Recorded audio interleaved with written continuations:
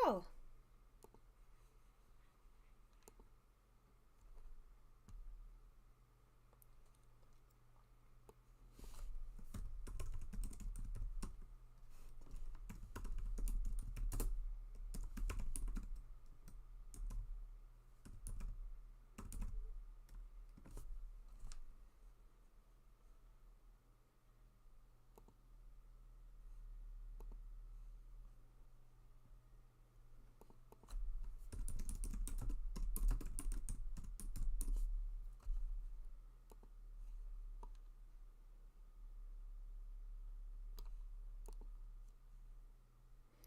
So.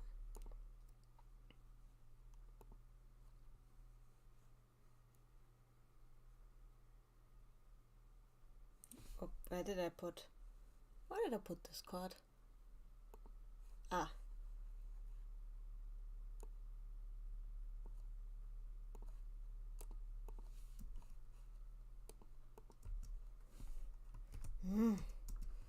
All the programs, all the apps are broken.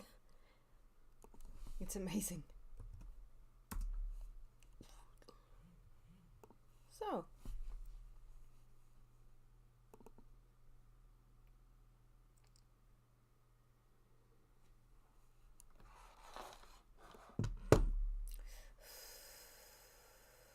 Yeah, let's stick to this.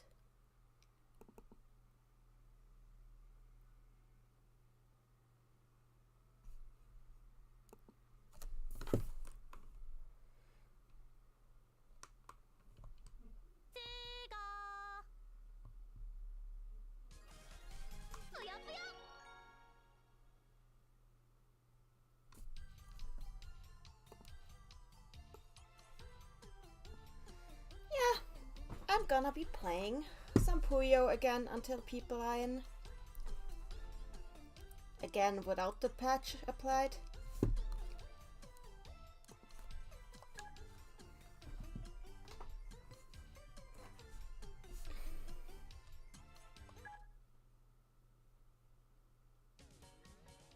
Oh yeah, why did I go into story? I need to go.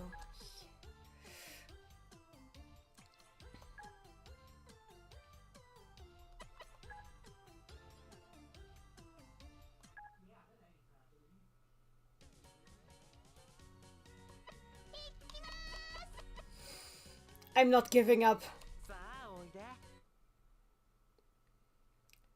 This will... I will keep trying this until I can consistently defeat this man.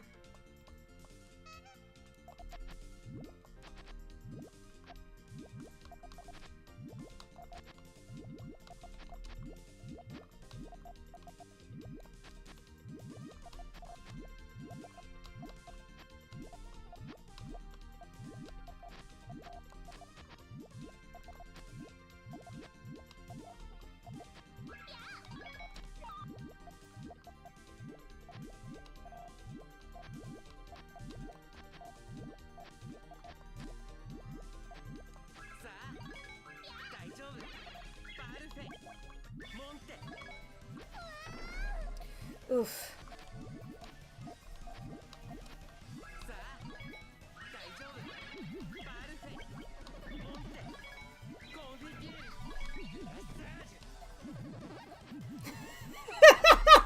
Randy in the chat, the daily Lembros fighting continues.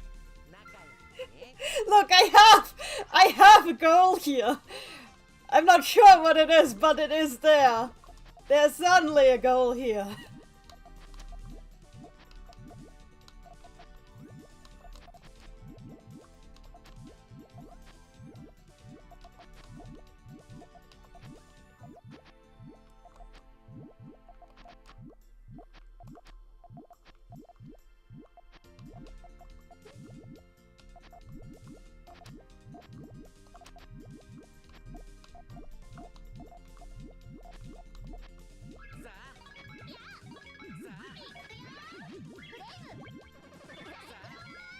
Princess Madeline, I do wonder why Sun mode keeps defaulting to 5 colors.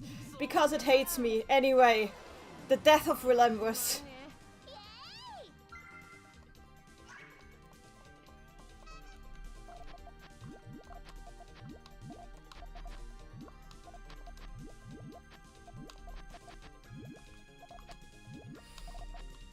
I want to learn how to consistently beat this man. At his own game. At his own sugary sweet game.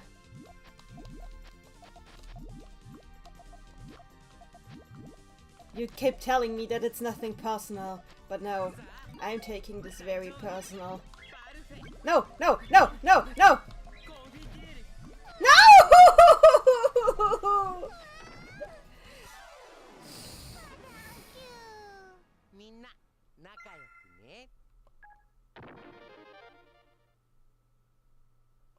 Okay, let's see if we can change the rules to give us only 4 colors.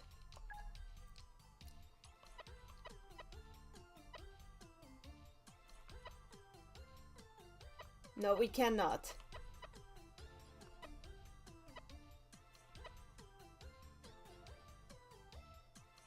Okay.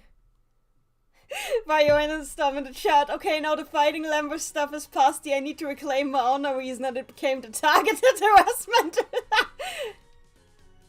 Princess Madeline, I still don't understand how the AI is this fast and brutal. I just need to get good. This is like my personal... this is my personal vendetta now. Anyway, I think the reason it's 5 colors is because I set it to hard. But I'll keep doing that because I hate myself.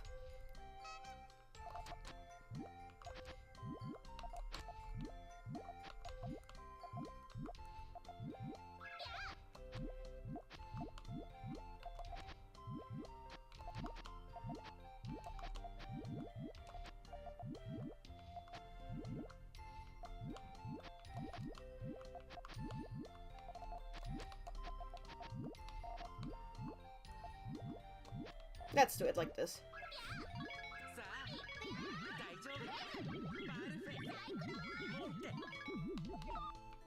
Somehow?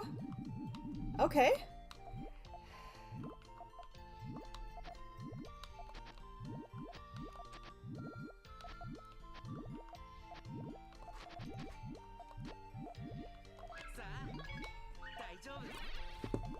Ja. Streamen.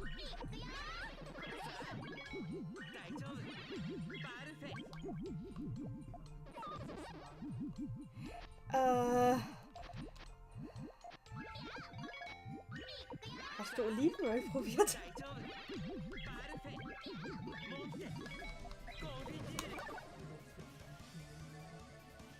Ja, dann willst du aber auch kein Gel. Du würdest Handschuhe vielleicht, aber...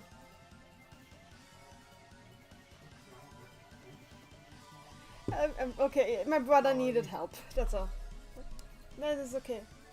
My brother was asking for help. It's okay now. I'll redo this because I was not fully focused.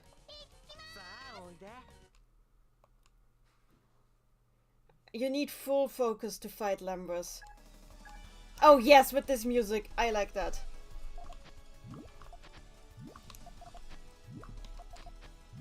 Ah, this is one of the best songs in the entire franchise. Do not at me.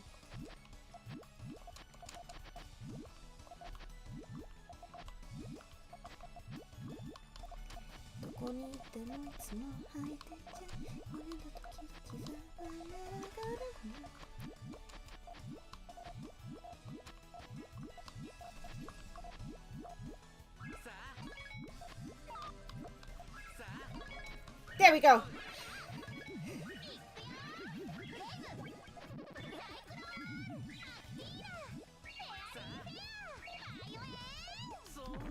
Bio end him.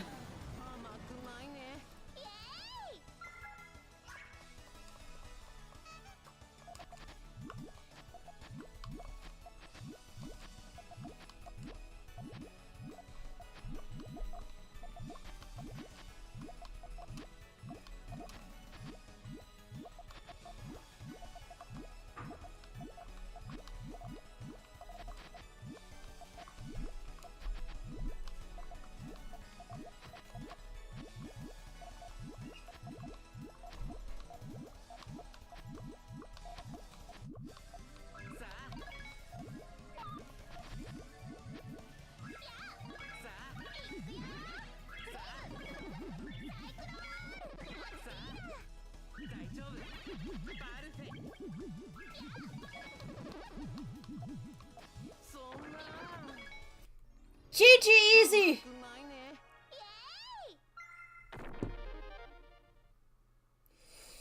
I believe this warrants me finally allowing myself to fight a different enemy.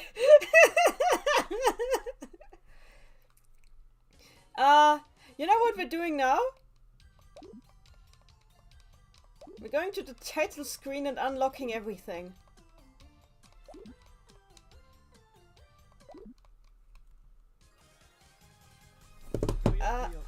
Hang on. Unlock everything for your 20th. I think I deserve everything for what I just pulled off. Bro, you won't stop in the chat, Nanny. How many times do you need to defeat Lemras to reclaim your honor? Good question. There might never be enough times. Wait, why did I look at the DS version? That's not gonna help me.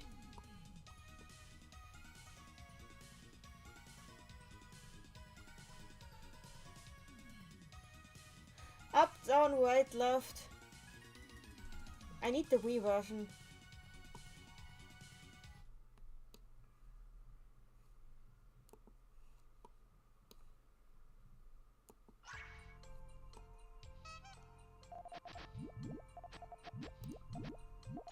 Ah, okay, yeah, wait, hang on.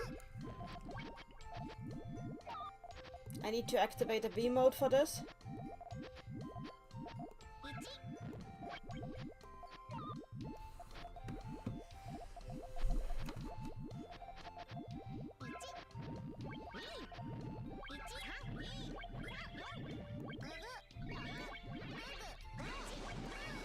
Yeah, this is just a demo. Ignore the demo.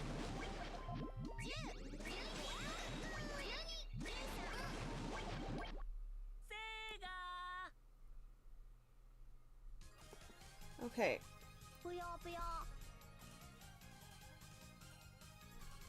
I need these, so I'll use this.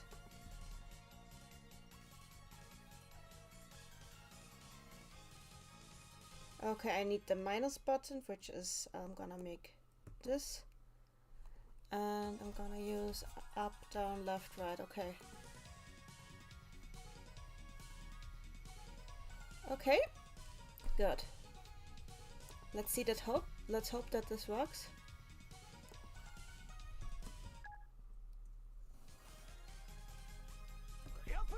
Up, down, right, left, 1, 2.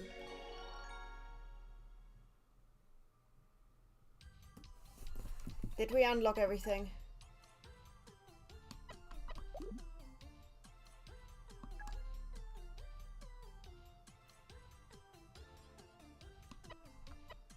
Let me see. Did it unlock everything? No. Did not unlock everything. Let's try again.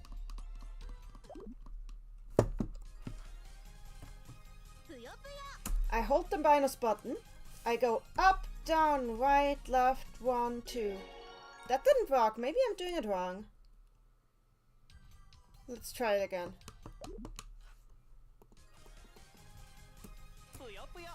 Up, down, right, left, 1.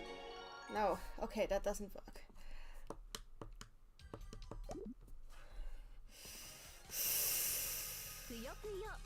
Why is it not working? I am angry. Up, down. Oh, I know why! I know why it expects me to be holding the pad this way. So it's not up, down. Okay, I understand. Up is right, so up is right. Down is left. Left is up. And right is down. Okay, now it should work. Let's see if it works now.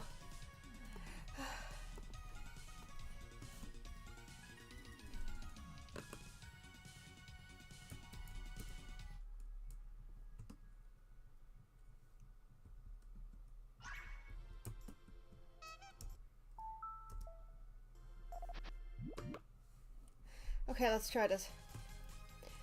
Up, down, right, left, 1.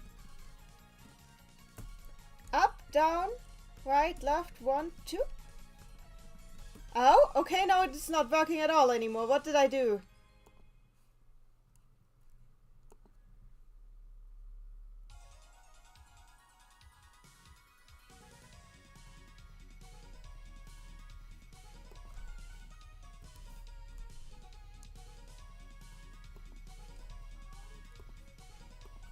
Let's try this again.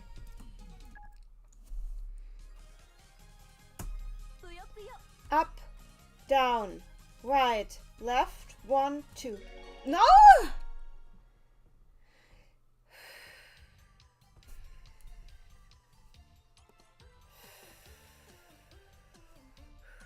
Why is Wii emulation like this?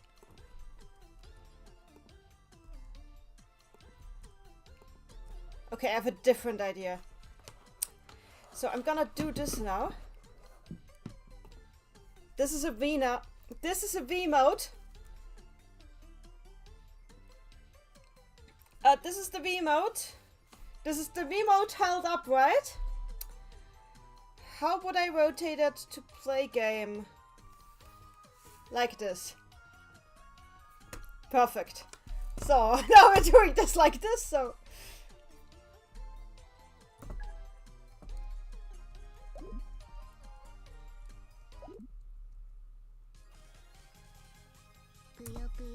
Up, down, right, left.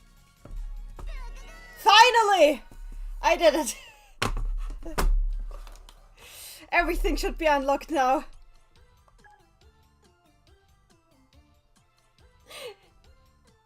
Princess Madeline, cheat all this game's secrets are yours with these buttons. Prepare to pop more. Unlocked everything, so. Which means that I should have all the modes now. Yep, there's all the modes, all of them. Which means I can play, everything.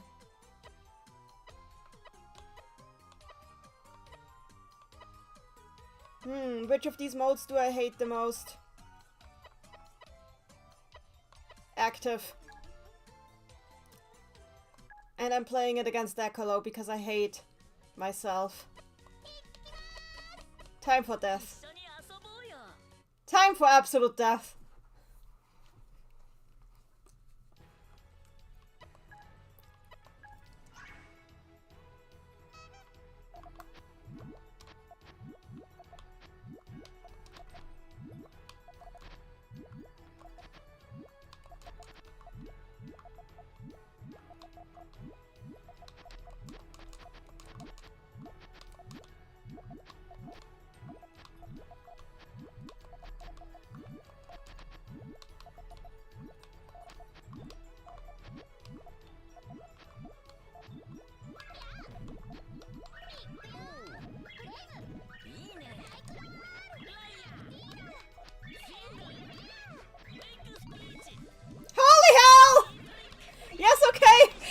This was a mistake!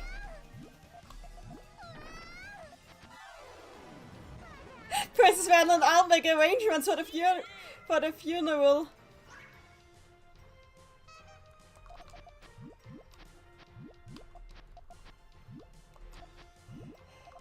I'm like, oh yes, I made a big chain. I think I win. No, but then what if Ecolo said no?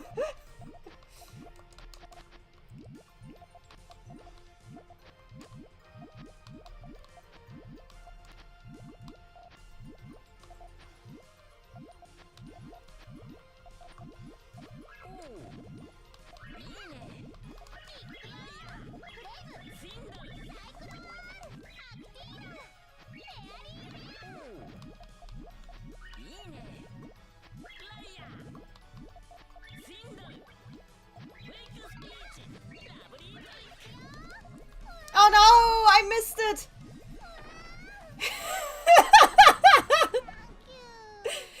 Maddie in the chat, Ecolo, that's a really neat chain! Here's mine!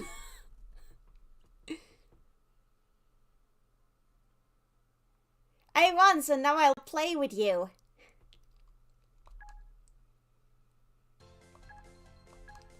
Okay, let's try this again.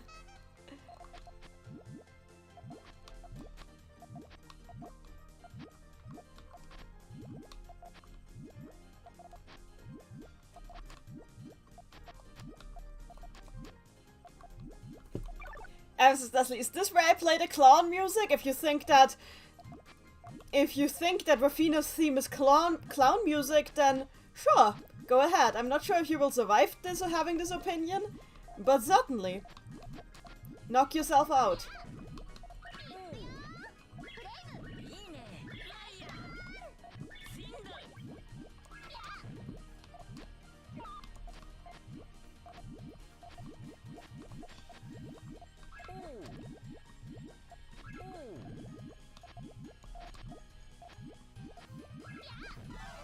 Wait, what?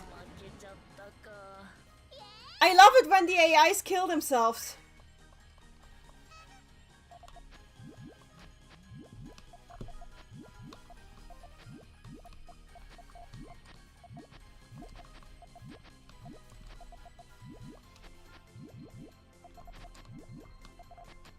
No, wait, no. Oh, almost prematurely popped that one.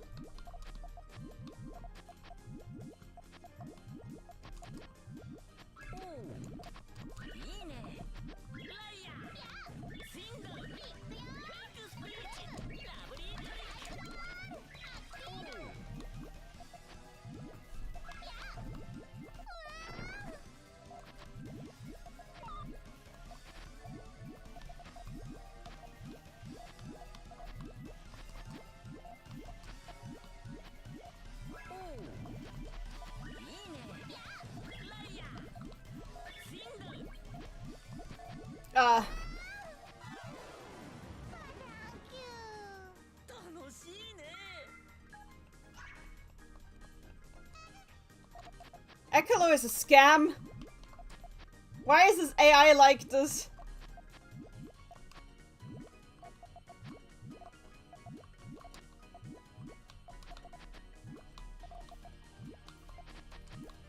Did you know that Folding Ideas just made a video about, and I mean it, this is literally the title of the video, why it is rude to suck at Minecraft. And not Minecraft, I mean Warcraft. Why did I say Minecraft?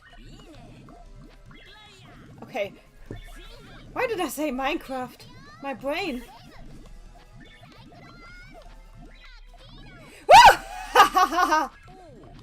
Wait, what? Do not, how dare you? How dare you? How dare you? On this year of Luigi.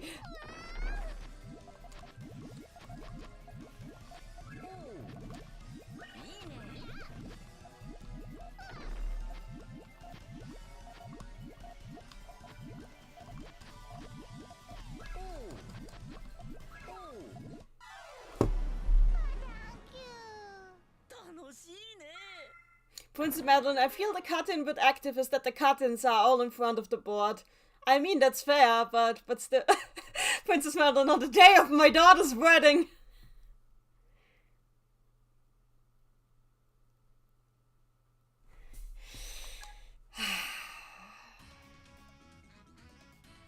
Why Rizukuma's theme?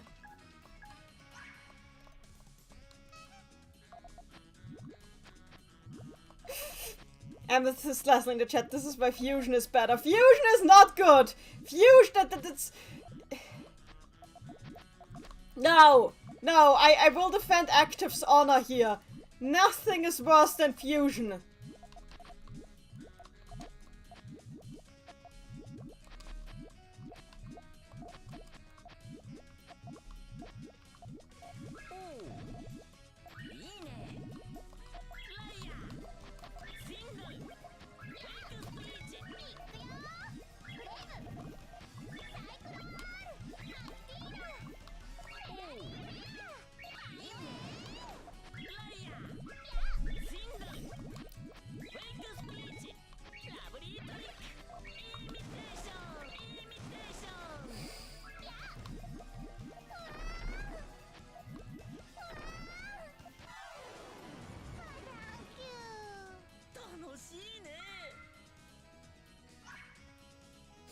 I'm just...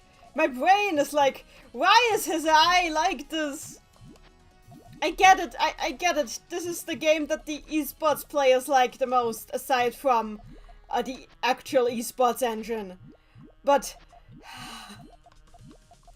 it's just a character that you can unlock in the menu. It shouldn't be like this. Something has gone wrong here.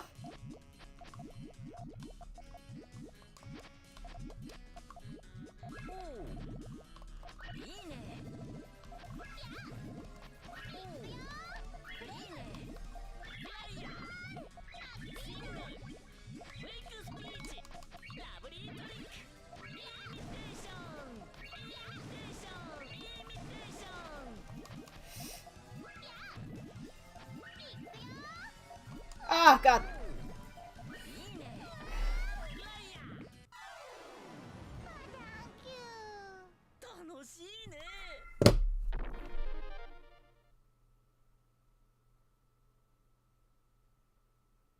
I think it's reading time.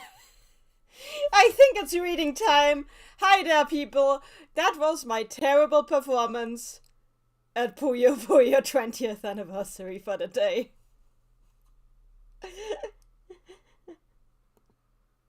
It's time to get to the main feature.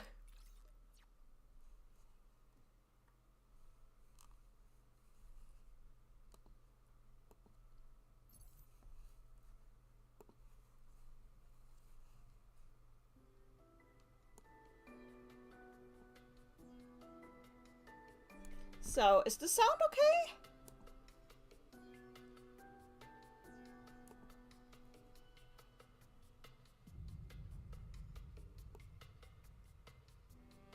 Huh?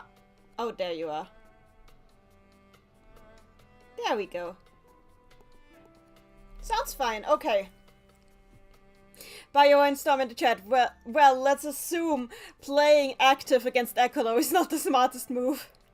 Princess Madeline, it's an Advent miracle. Oh yeah, speaking of Advent.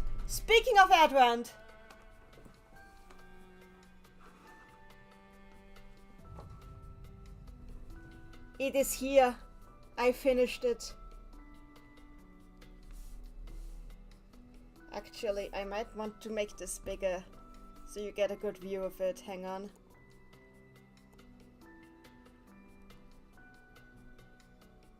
Behold. With tiny Puyo on it. And like candles. With like gameplay. There's gameplay on the candles. I love being a nerd.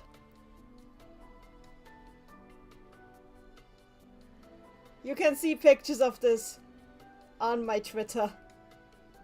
Anyway.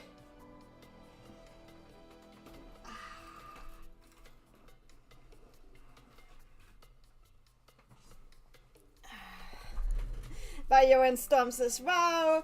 Randy says pretty. Amethyst says yay, and Nova Star says nice. That I love you guys. Thanks for the. Oh, okay. Here we go. Right? Wait. Hang on. There we go. Princess Madeline, I didn't notice the game boards before. That's a nice touch. Thank you. I thought I worked hard on that. Okay, so let me just bring up the resources that we're gonna be using, and I'm not gonna be needing that cheat code anymore for today. So script files.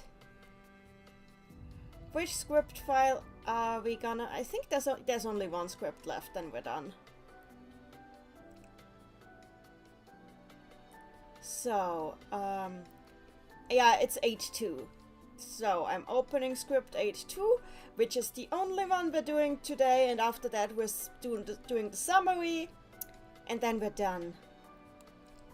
Also, apparently I did a few more small mistakes last time, but nothing that like outright changes the story. I just fumbled up some grammar and confused some words.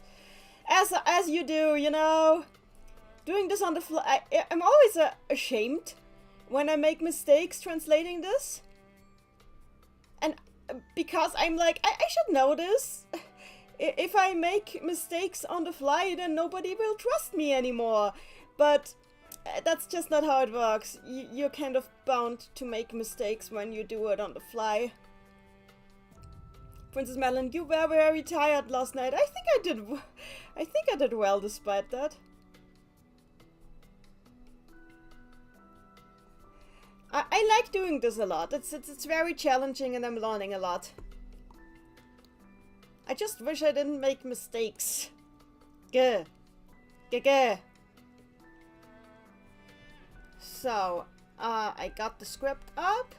Just out of interest, I'm gonna check how much next week is gonna be.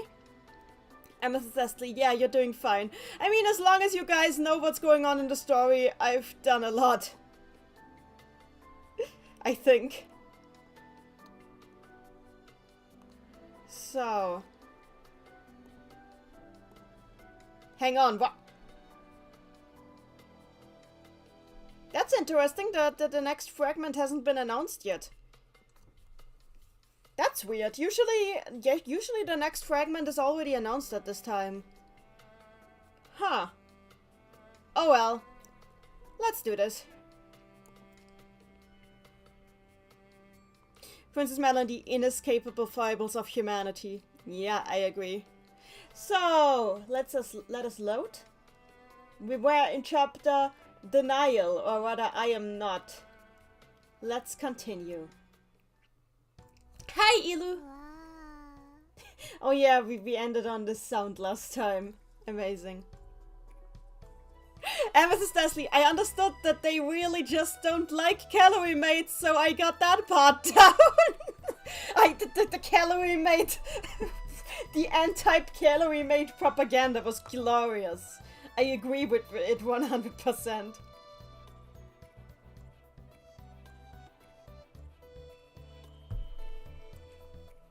Princess Madeline, ooh ah.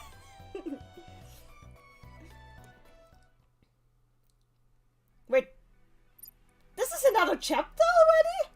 Well, that was a short chapter.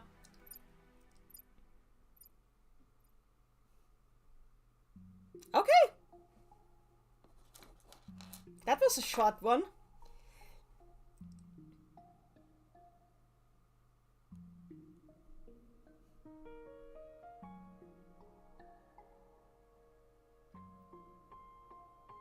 For a short while, both my and also Philia's eyes were stolen away by a sight that we hadn't seen since the day we were born.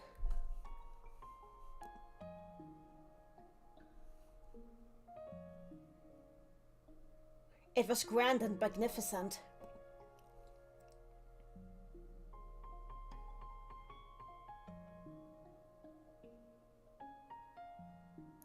But we had no idea what dangers might lurk within. We couldn't let our guard down.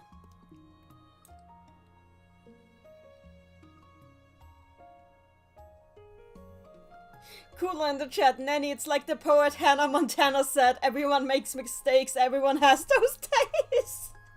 Thank you.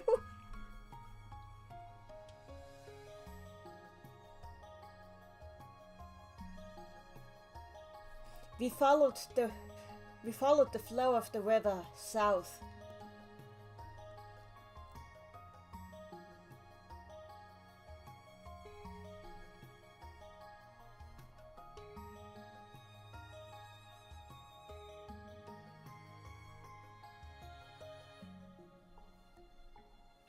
Animals that I'd only seen in Lexica before. Animals that I'd only seen in Lexica before. Again and again, we again and again crossed our paths on their way.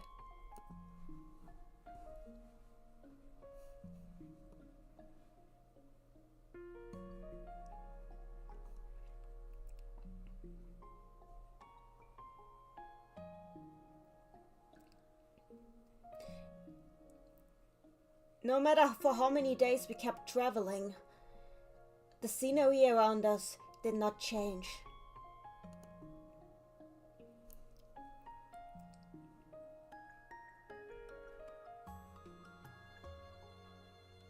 It was a wide open plot of land. So we had set the range of our enemy scans very broad and very wide.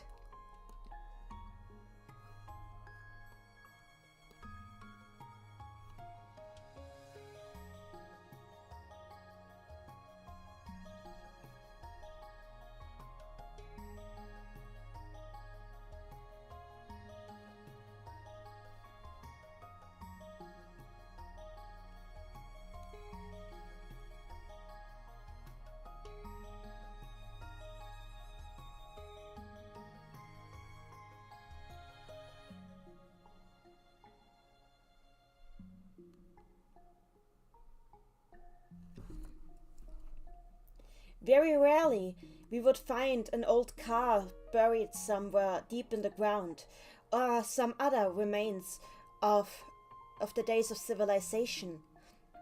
However, we didn't run into anybody who might cooperate with us, or any other signs of life. Humans might have lived here an incredibly long time ago. But this place must have been abandoned by humanity for several hundred years now.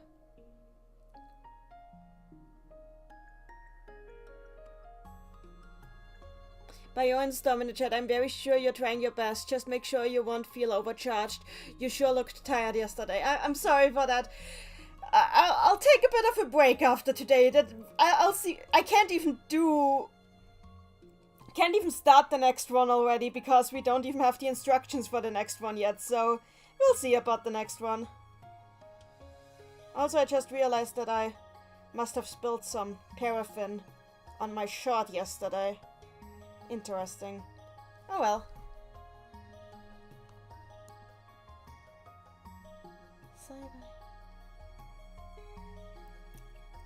As we were following the stream, fortunately, as we were following the stream of the river,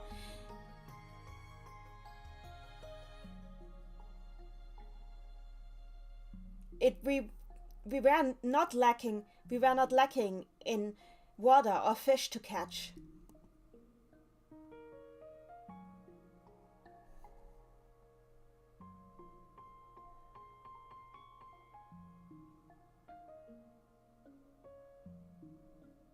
As the ammunition I'd brought with, as I had already used a lot of the ammunition I'd brought with us, my cargo had already gotten lighter. So I could say that that our journey was being rather easy right now.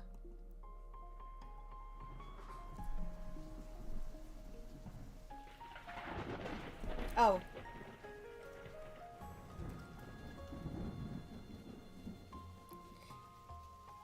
Sometimes we had to suffer through harsh rain, harsh thunderstorms. Sometimes we had to suffer through harsh thunderstorms.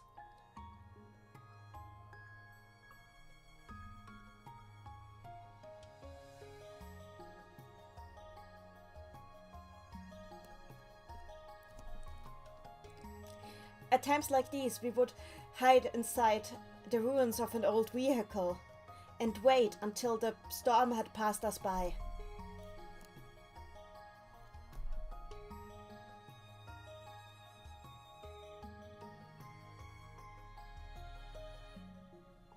Just as expected from somebody who experienced a storm like this for the first time, Philia was like a deer in headlights, completely out of it.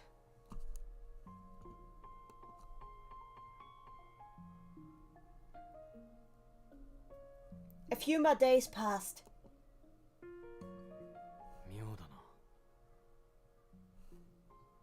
That's strange.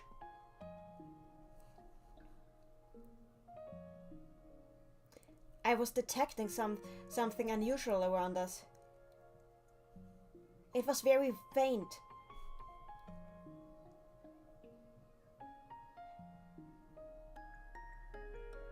But because I am as overly cautious as I am, I noticed it. Wait. Yes, I noticed it.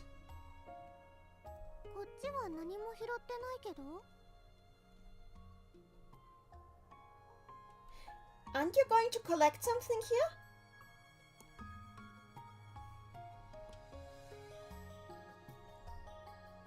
But Philia, who was as unguarded as always, did not notice it.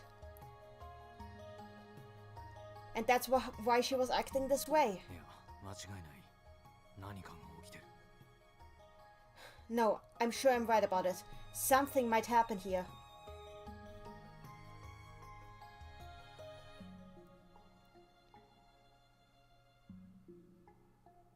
Oh, okay, wait, I got it wrong. I need to translate it again. Okay, Philia was saying, I'm not really picking up on anything, though.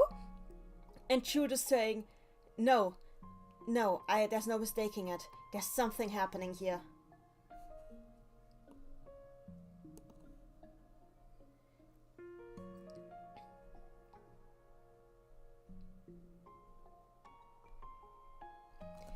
After careful re-examination, Philia too was able to see it on her terminal.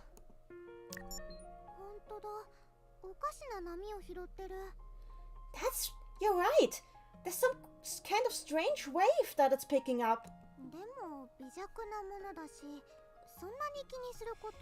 But it's really weak. It's really weak. Are you sure we need to be careful of that?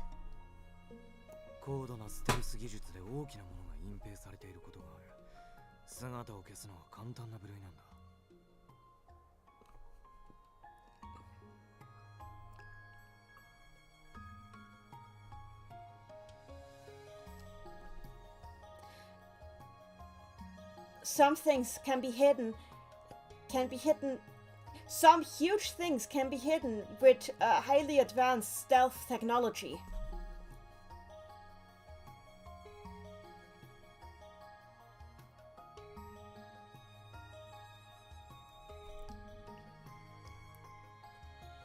Just simply hiding it from something from sight is the easiest trick in that book.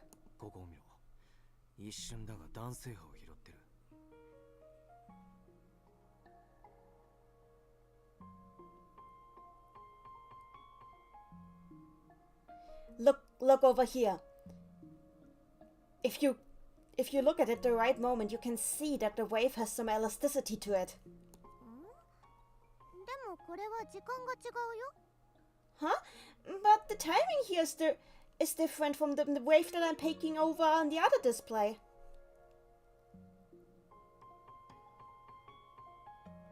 BioInstorm in the chat. Also allow me to thank you guys for keeping me company while I've been learning a new programming language for the past 2 days. Oh, that's great! I hope it's going fine.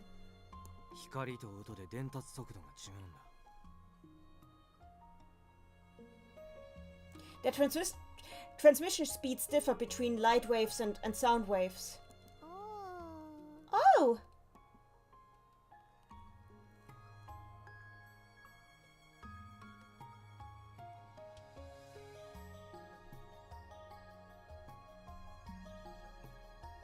Philia tilted her head.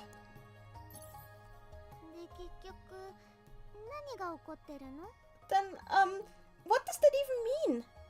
超大出力電源を持つ超巨大な何かが自らが発する光と音と熱と振動を未知の技術で強引に隠しつつ後方100キロ地点を移動している。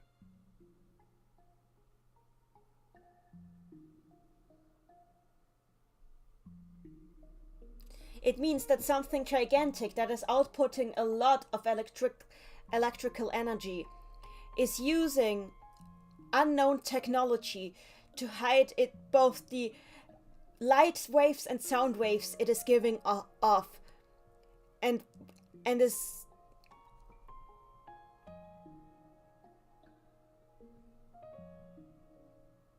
and is moving.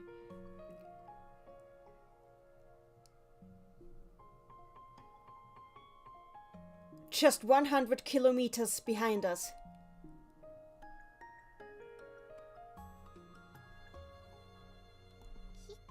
Is that a machine? シンギュラリティマシンだろうな。It is probably a singularity machine. 都市を出た時、市街が踏み潰されていただろう。やつだな。MSX Basic, that's interesting. Are you doing something with the Mado games by Storm? Anyway, let's continue.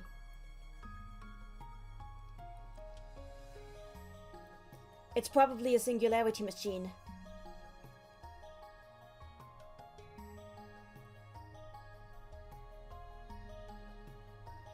Remember how we saw that a part of the city had been smashed when after we left it? It must have been this one. Are you sure about that? Yeah, 間違いない。I'm more than just sure. There's no mistaking it. だってあれは山の向こうだったよ。そんな巨大なのに機械が山を越えてきたの？ But it was on the other side of the mountain. Are you trying to tell me that a machine that big is able to climb across a mountain? 越えてきたんだろう。常識で測れない存在なんだ。俺はシンギュラリティマシンが重力制御技術で空に浮いたとしてもちっとも驚かん。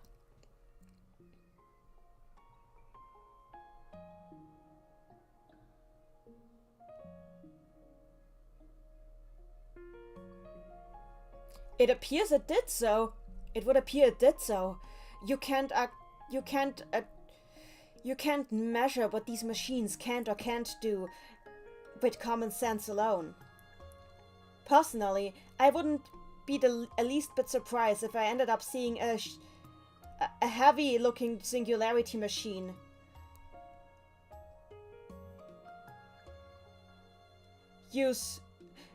If I ended up seeing a singularity machine using anti-gravity technology to fly through the sky. Oh dear! でもそんなに遠いんだったら。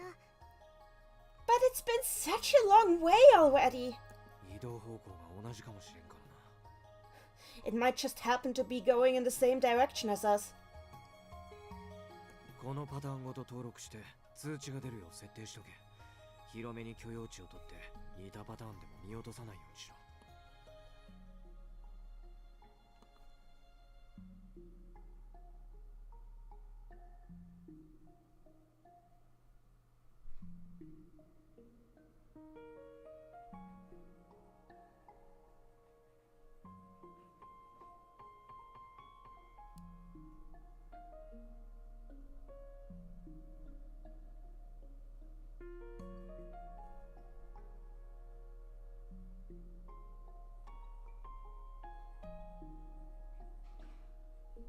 I'll register this specific wave pattern into our terminals.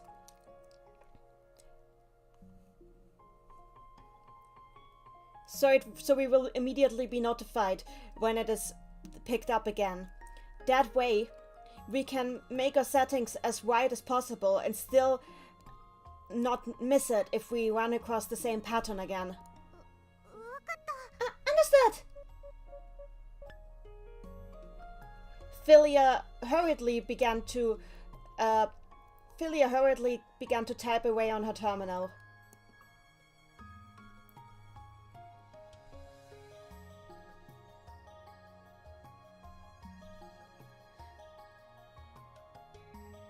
Princess Madeline, we've got anti-grav tech in this world. Oh dear. I mean, he was speaking in the hypothetical, but we might.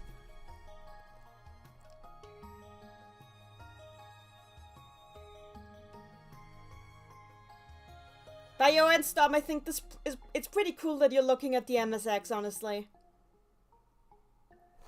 So.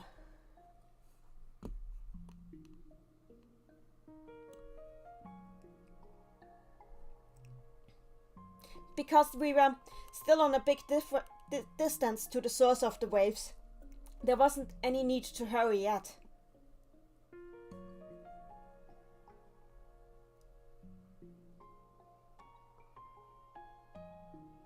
However, I wasn't able to calm down as long as I knew that there was a singularity machine I didn't have any sort of information on, so close to us. Welcome back, Amethyst.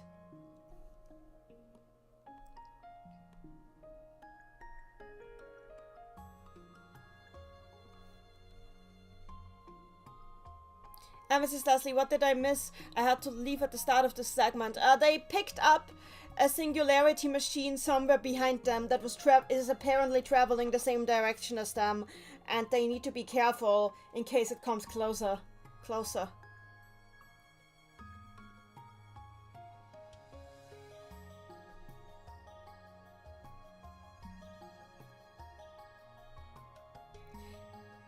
In order to circumvent a very high mountain, we moved southwest.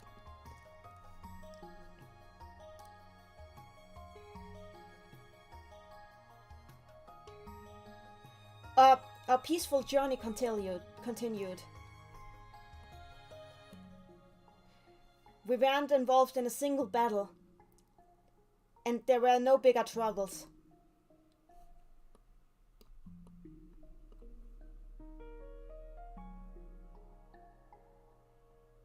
We didn't pick up on anything that might on any sort of sign of life from the singularity machine we noticed before either.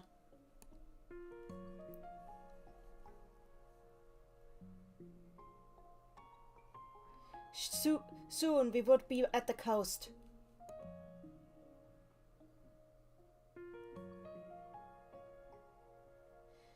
There was a long peninsula that stretched out to the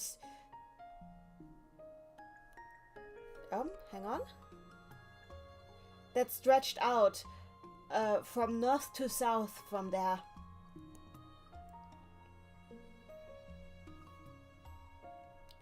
Our next checkpoint was right at the root of the peninsula.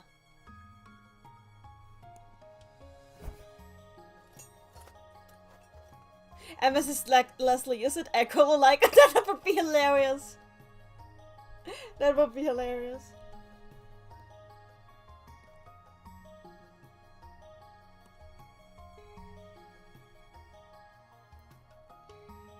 We found a safe grove of trees and set camp up there. Lately, all Philia would talk about was the sea. I'm so looking forward to seeing the ocean.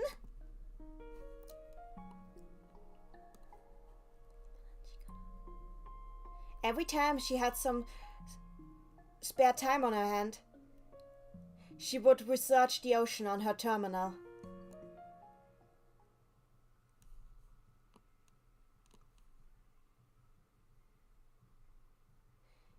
Then, the next morning, I had a very bad feeling when I woke up.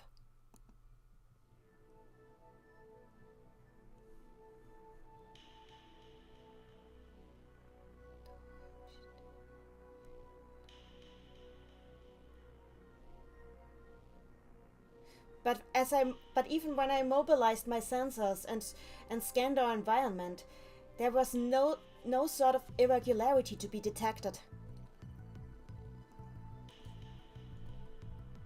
But I trusted my gut, and it told me that something here wasn't quite right.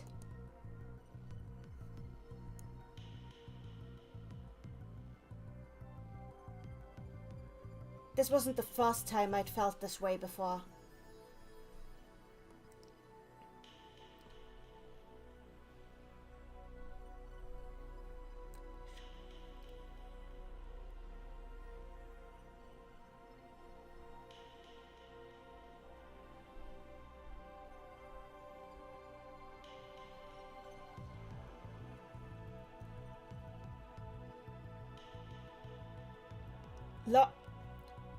A while ago, the doctor who gave me the cybernetic surgeries for my ocular implant told me this.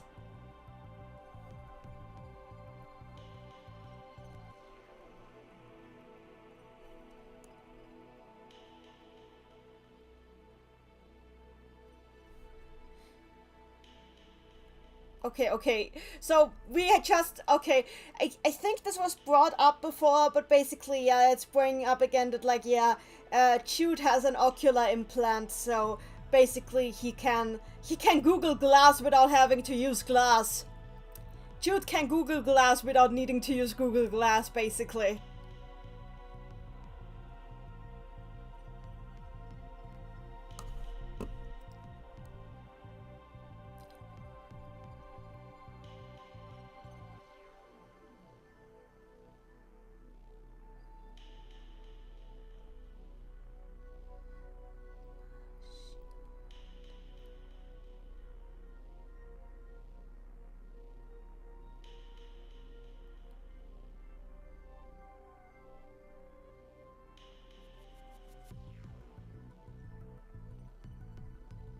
My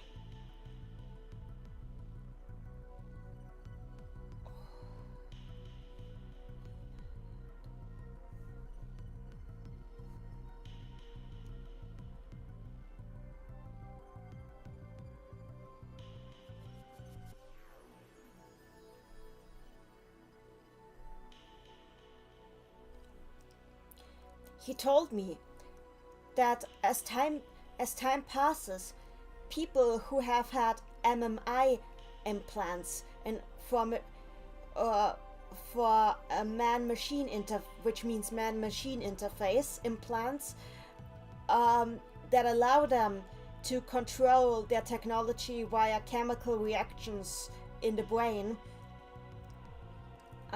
grow more and more sensitive to the technology around them.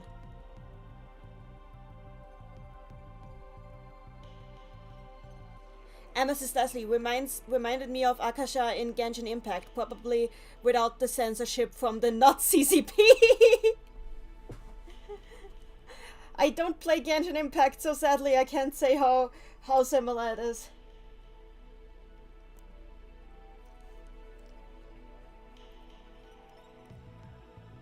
Princess Madeline, that's a hell of a sentence, yes, and I just had to read it.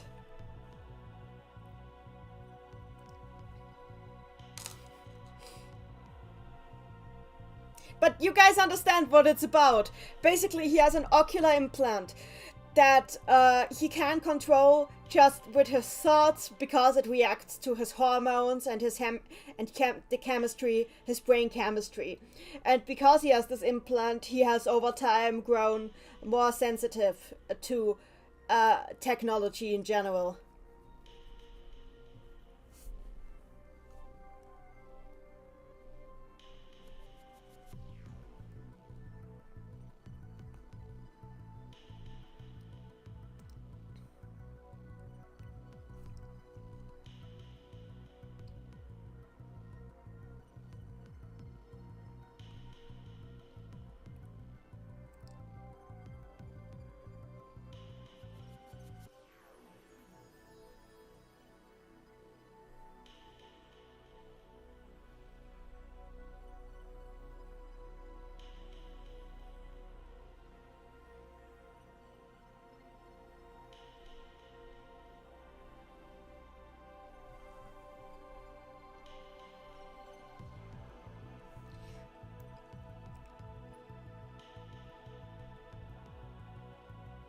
Through the lens that I had implanted into my eye to be used as an ocular display, through the tip of the lens that was implanted in my eye to act as an ocular display, I was taking in a lot of interface data from my surroundings, like man-machine interface data from my surroundings. Amethyst Leslie, oh wait, I think I misinterpreted the situation. Then explain to me, please, what you thought it meant.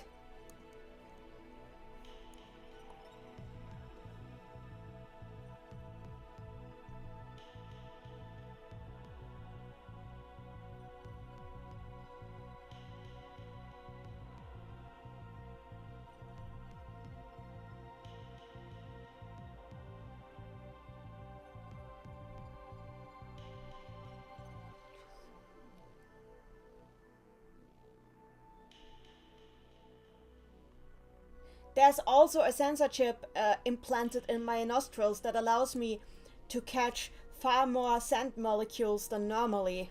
Okay, that explains why he's a bloodhound.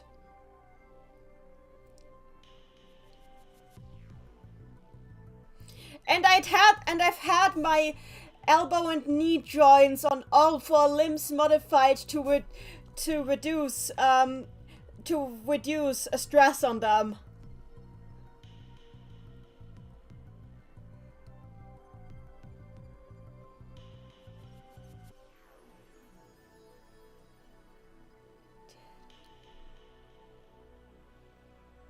I also had a gel injected under my skin that should catch fatal damage from me. Princess Madeline, I don't think that's how sand works, dude. Bye, Elu, Princess Madeline. Hey, Jude, what the fuck?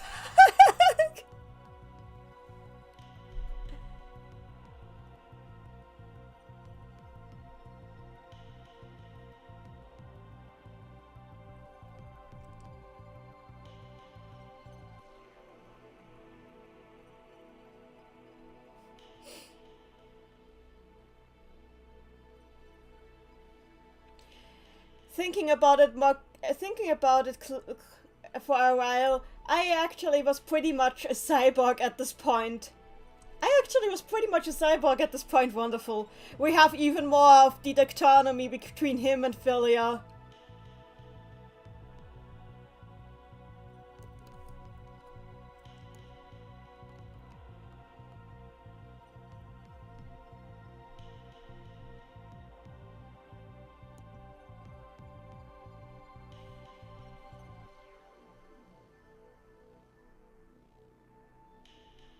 It wouldn't be strange if I also had a certain sensitivity to technology.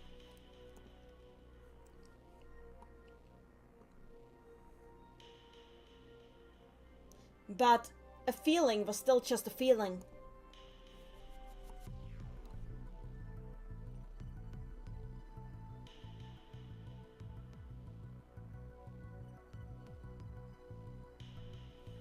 I couldn't say anything specific about what kind of danger it might be that might lurk for us.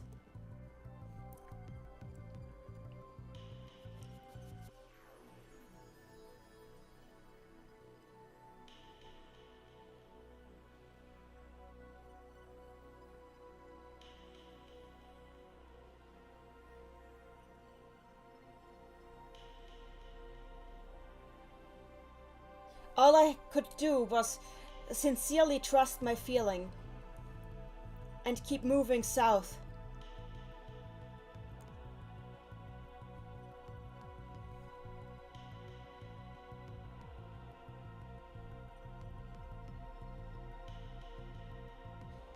A possible explanation for this was that the singularity machine we had detected earlier was drawing closer to us. Amethyst Leslie, wait, he's souped up like a cyborg and he still has the xenophobic outlook on anything that isn't properly human? Yeah? That's a breed of arrogance right there. Yeah!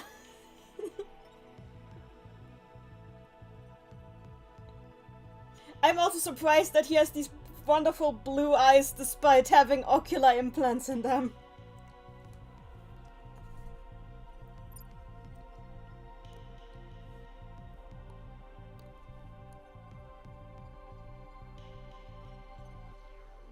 Our only way to keep it waiting was to hurry on southward.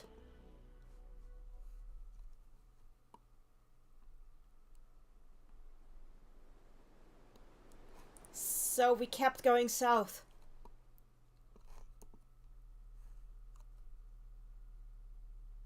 Amethyst Leslie, this is advanced arrogance. We still couldn't see the sea. But the wind that we felt was growing fresher and fresher as it brushed up against us. But the wind around us that grew fresher was beginning to imply it.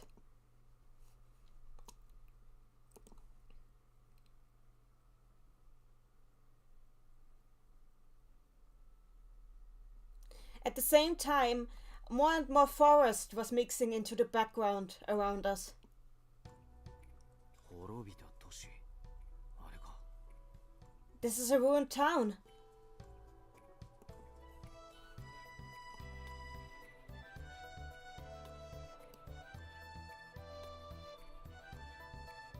Oh wait, I got it a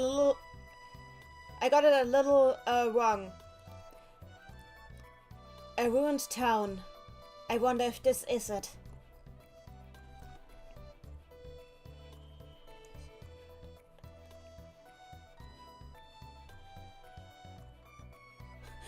Just for once, everything was exactly as described in the information I had received from the old man.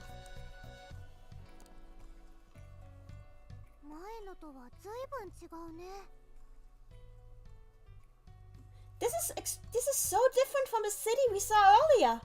アーコロジー以前の巨大都市だそうだからな。自然の侵食を防げず森に飲まれつつあるな。This was a metropolis that was built long before the archaeology we saw.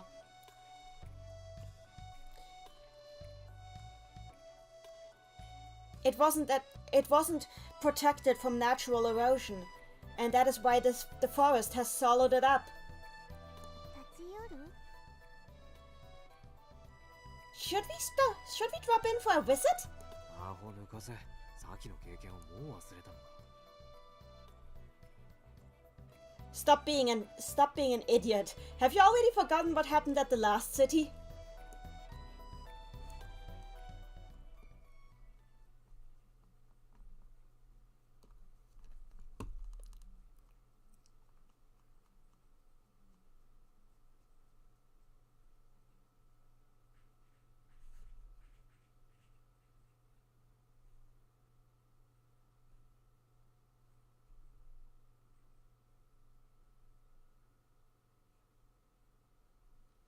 Keeping my eyes on the huge forest to my left side,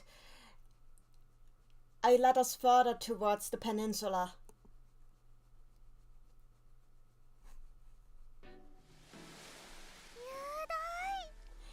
This is amazing! Oh?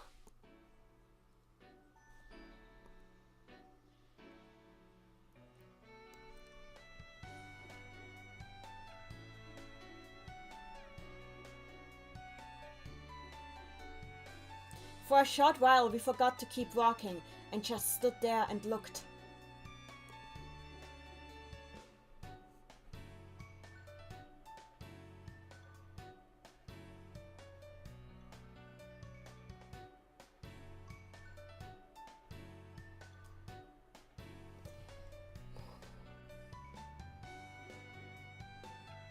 Sometimes it is just wonderful to just recognize the beauty right before you, and by looking at it by taking a short time to look at it for a bit. Princess Madeline, yeah, beach time! Mr. Cecily, the beach.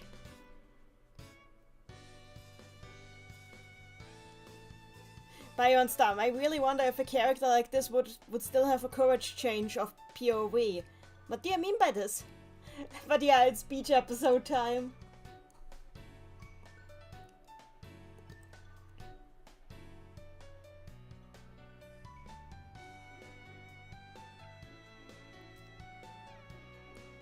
Maybe the reason why I felt this way was just because I was getting old. He keeps talking about being old.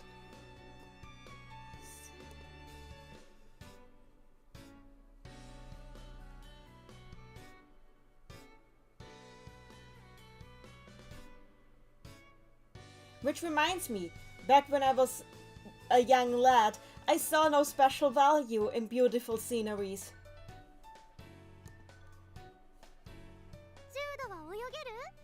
Hey Jude, can you swim? ああ、装備を脱ぎたくないから泳ぐつもりはないが。Yes, but I don't really want to take off my equipment right now, so I have no plans on going swimming. 私は泳げる？ Can I swim? やめとけ。どこかが錆びたらどうする？ Please don't. If you end up rusting, if some of your parts end up rusting, what will we do then? ロボじゃないから多分大丈夫だよ。 Hey, I'm not a robot. I think I'll be fine. Probably.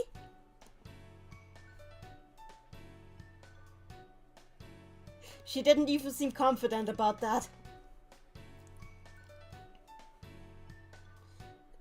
But even so, she just kept getting more and more annoying about this point.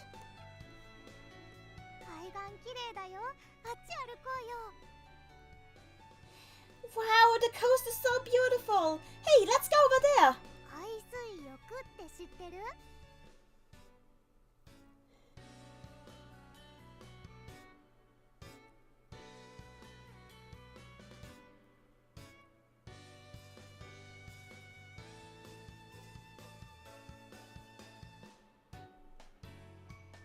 Did you know that swimming in the ocean is good for you?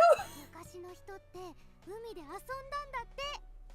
I read that people way back in the days played a lot in the ocean. 今後のことを考えると泳ぎ方を覚えておいた方がいいかも。 You know, you should really be thinking about my future. I might be better prepared for what is up ahead if I learn to swim as soon as possible.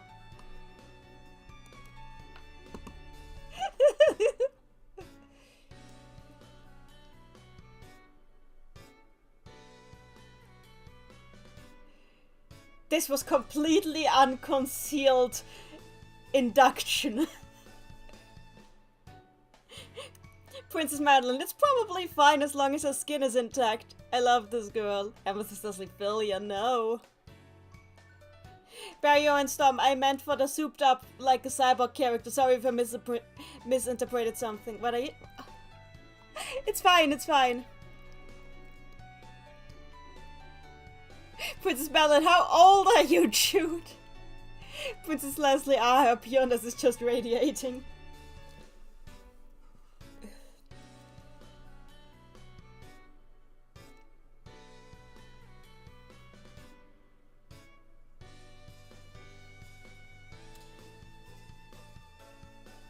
Philia's attention was entirely focused on the idea of going swimming.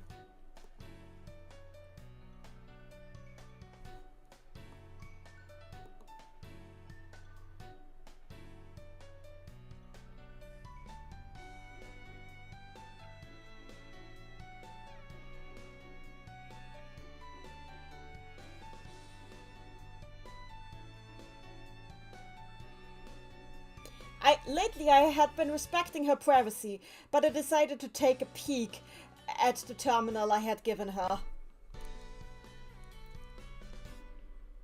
Philia had been accessing a lot of the data.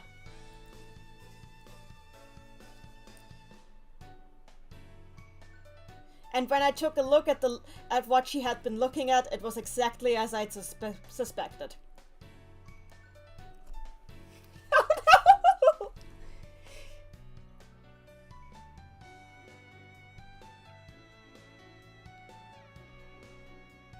She had been watching videos of women dressed in bathing suits playing in the water on non-stop repeat.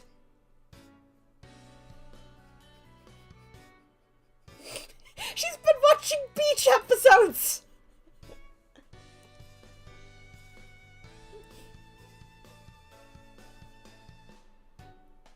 Well, that explains her fixation. Princess Madeline, Philia, honey, no. Do you want to go closer to the ocean? Can I? Amethyst Leslie, there are a lot of beach episodes.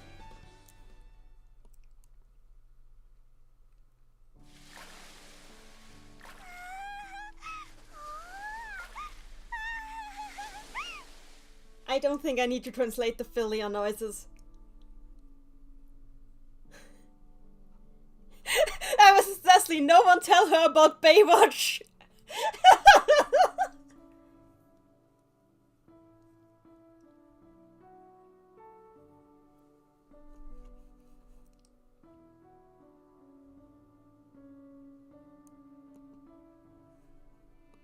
下を砂が流れてく。くすぐったい。The sand is flowing between under my feet. It's tickling. It's tickling me. 見てジュード、変な生き物。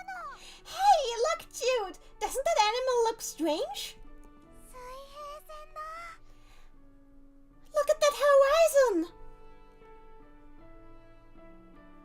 Randy in the chat. It's the title pose, but she's smiling. Princess Madeline, she's having a lot of fun. She really is. ジュード見て、また別の変な生き物。 Hey, Jude, look! Another weird animal.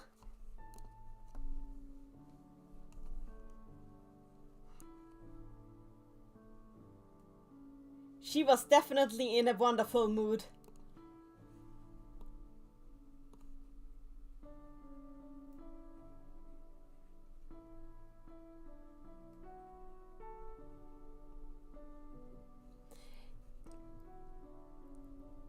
Given with how intricately her inner parts were concealed, there should have been no worry of her taking water damage, even if she gets wet. Thank goodness. Cool in the chat, Philia has been studying the ancient ways of the beach episode.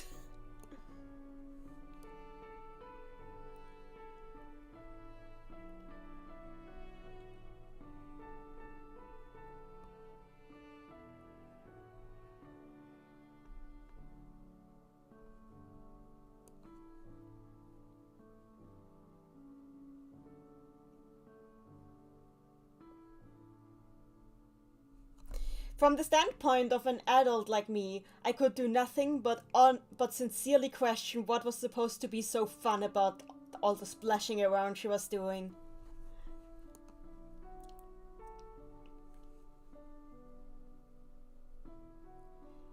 If I got splashed like this, I would just be annoyed.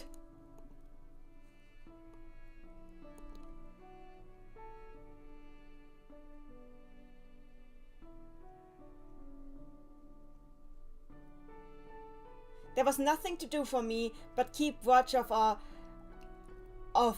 luggage at the beach that rested in the sandy shores. Princess Madeline, oh, quit being such a grump and let her have fun.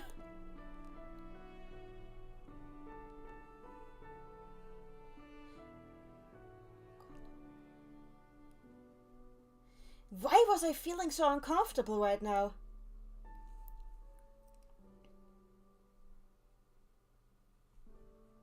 It was a feeling that I don't think I ever had before. ちょっと泳いでみたいんだけど。 I would like to try swimming a little bit. やめとけ、危なすぎる。Don't! It's way too dangerous. 沖に引き込まれたら助からないぞ。If you get caught in a rapid, there's nothing I can do to help you.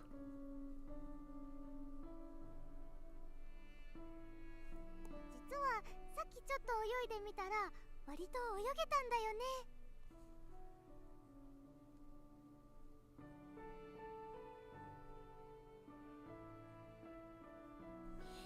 You know, I actually tried swimming just earlier a little bit. I think I can do it. 何やってんだ、死ぬ気か。 What are you doing? Do you want to die? 警戒しすぎだよ。 Ah, you're way too worried. ジュードも一緒に泳ごうよ。 Come on, Jude. Let's go swimming together. Princess Madeline, that's a valid concern to have, at least. That's a very valid concern. I have a bad habit whenever I am at the ocean, which is rarely. I also like to swim out way too far, honestly. 俺の場合、装備が重すぎて水に浮かないんだ。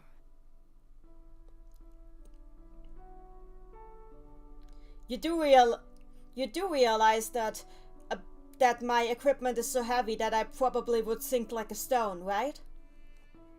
裸で泳いだらいいのに。 You could just get undressed. Oh, come on, no.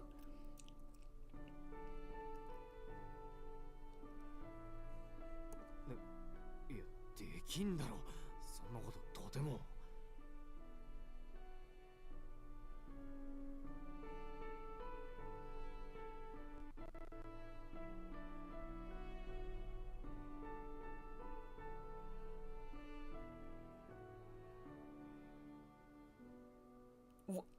What? I refuse. I absolutely don't want to. 無装備で大自然と接触するなんて自殺行為だろ。You want me to get into contact with Mother Nature completely unequipped? Do you want me to commit? Do you want me to? Do you want me to commit the? Okay. Do you want me to offer myself up to the sharks freely? Basically, okay, let me try to translate this again. I'll make this better. Do you want me to get in touch with Mother Nature completely unequipped? Are you asking me to commit suicide? Princess Madeline KMS.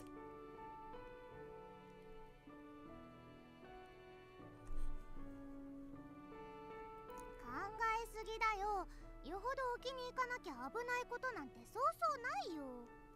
Oh, come on! You're overthinking it. As long as we don't swim out too far, I don't think it's gonna be dangerous. 感染症にかかるかもしれん。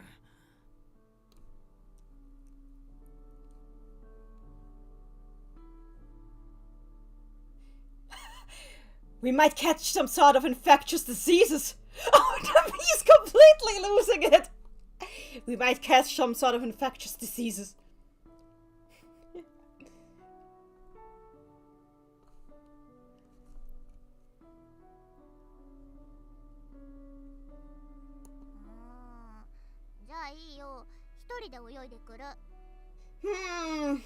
Okay then. I'm gonna go swim on my own. Ever since Cecily, he doesn't even need to put down anything. Just get your feet wet and that's it. Princess Madeline Jude hates being in raw nature. But no, wait!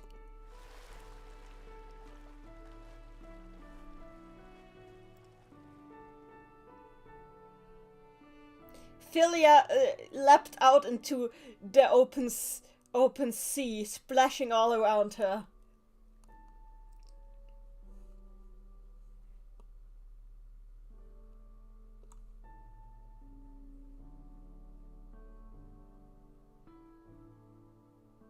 I had no way to follow her. So I stood there at the shoreline, bewildered.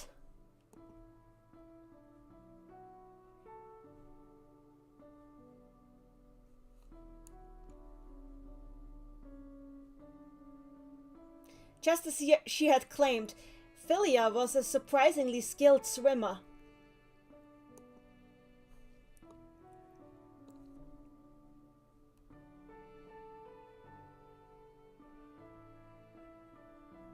Actually, on a bad day of mine, she might even have been faster than me in the water.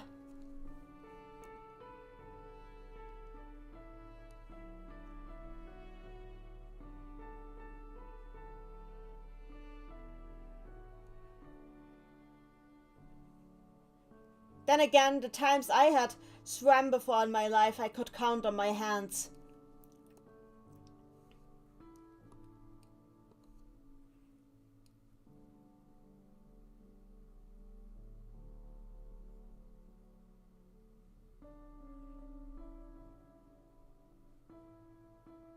Nobody had ever taught me how to swim.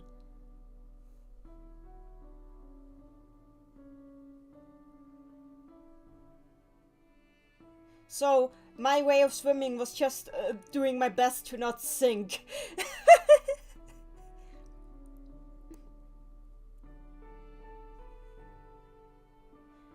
That is why I said that I had no way of helping her if she ended up getting into trouble in the water.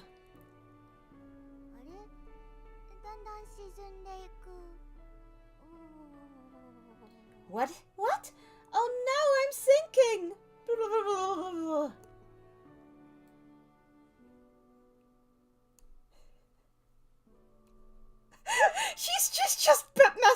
him. Philia sank.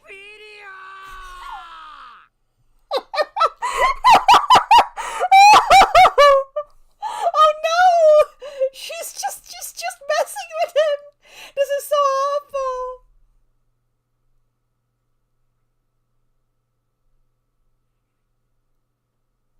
Oh no! Princess Madeline got him.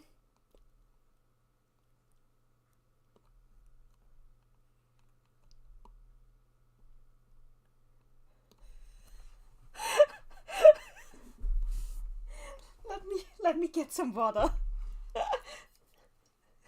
that voice clip, I need to hear that voice clip again.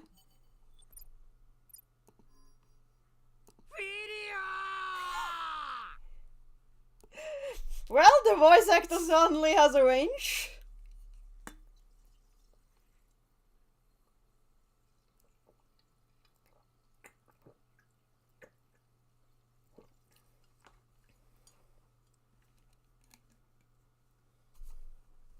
Amethyst Leslie, Sheeza! Who's Sheeza?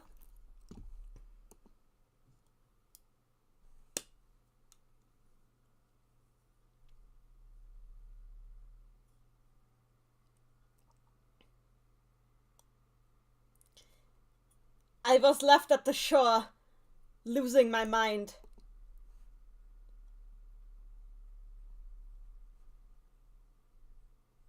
I had no idea what I could do.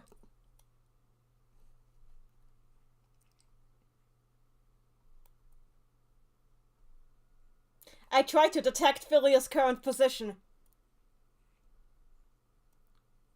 But the water obstructed my scan, and I couldn't gather data.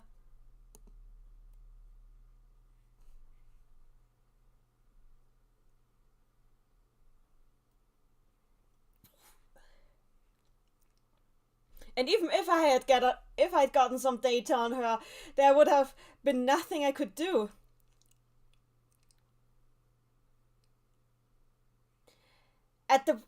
Completely at my wit's end. At least 10 minutes passed this way. Philia did not come floating back. Oh wait, I read ahead accidentally.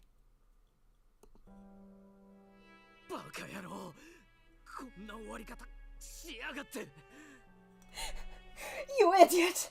How could you let it end like this?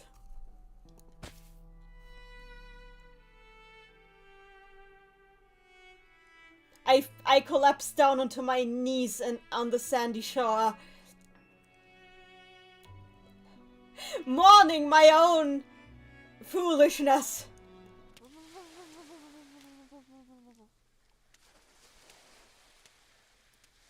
I was Dusty Philia, you can come out now. Princess Madeline, but he's definitely not becoming a dad. Amethyst Leslie, that's a JoJo reference for those who don't know. Amethyst Leslie daughter.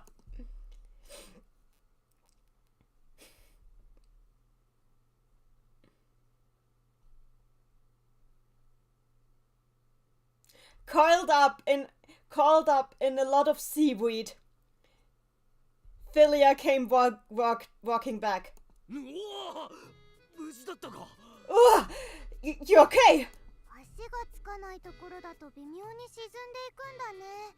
短い距離しか泳いでなかったから気づかなかった。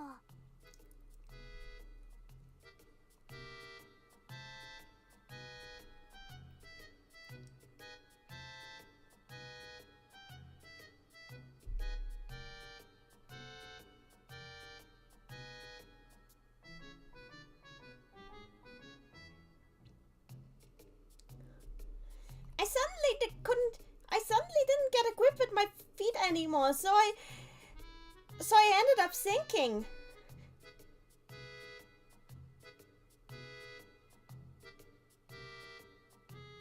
I didn't realize I could only swim that little.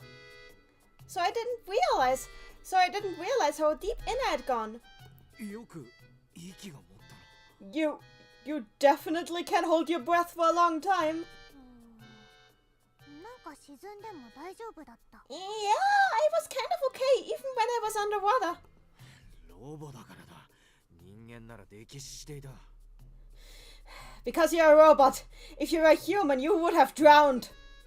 人間だったらあんな沈み方はしないと思うけど。I don't think a human would have ended up sinking like this, though. 人間も何もしなければ水に沈む。だが、お前の比重は人間より大きいみたいだな。そんな沈み方だった。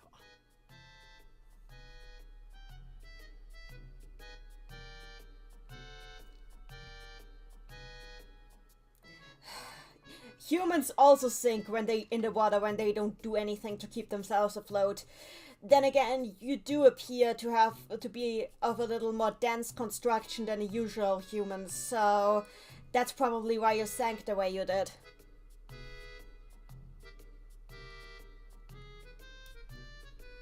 Princess Madeline, at least you could just walk on the ocean floor, that's fair.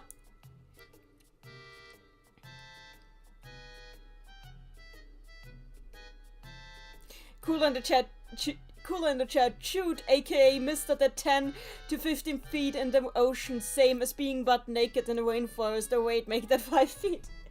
まだ人間としての修行が足りてないんだね。I still haven't trained hard enough to be human. 関係ない。実は酸素を必要としないんだな、お前。I don't think that has anything to do with that.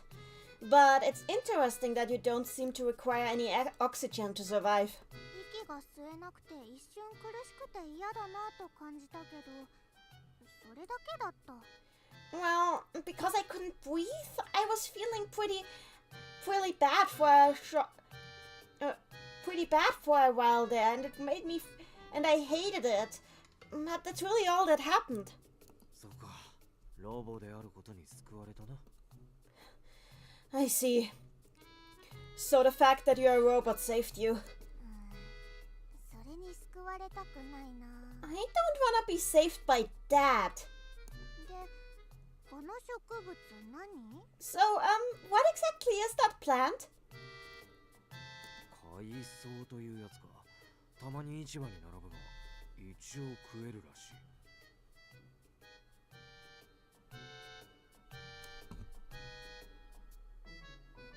That's seaweed. That is called seaweed.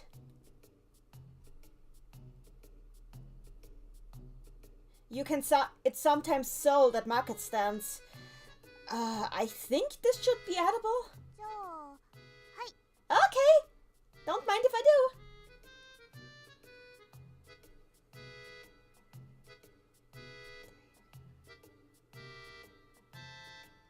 And that is how we ended up gathering a huge amount of seaweed.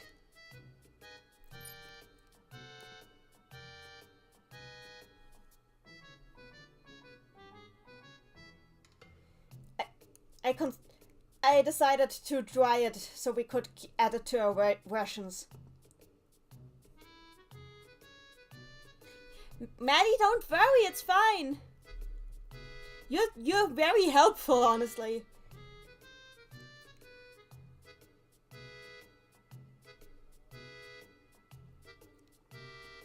Philia spent half a day enjoying herself in the ocean. また一歩人間に近づけた気がする。I feel like I'm one step closer to being human again. I feel like I'm one more step closer to being human. That is the correct order of grammar. Okay.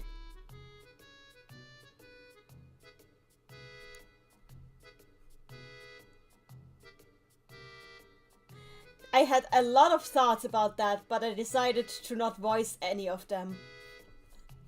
Okay, let's see. Is this where we stop for today? Yeah, this is where we stop for today. We finished this week's contingent in... We finished this week's contingent in Robot Girl.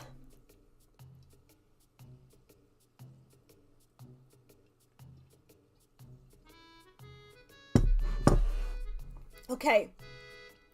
Let me save.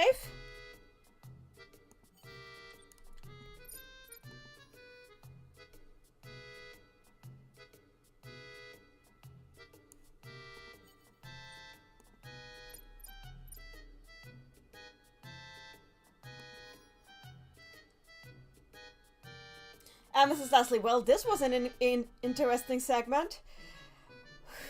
Yeah, but what did we learn indeed? What have we learned indeed? Whoa, okay, this has been quite a lot, so let's go over the the script files. That's probably easier than rewinding.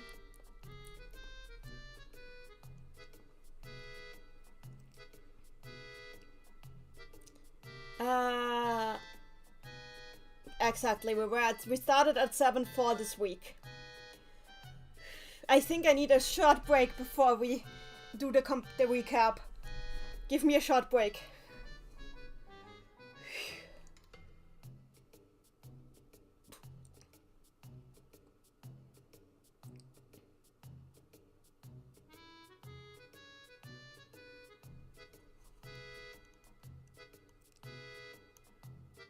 Princess Madeline, take your time. Thank you. Oh. My brain has melted. There's so much that's happened this week.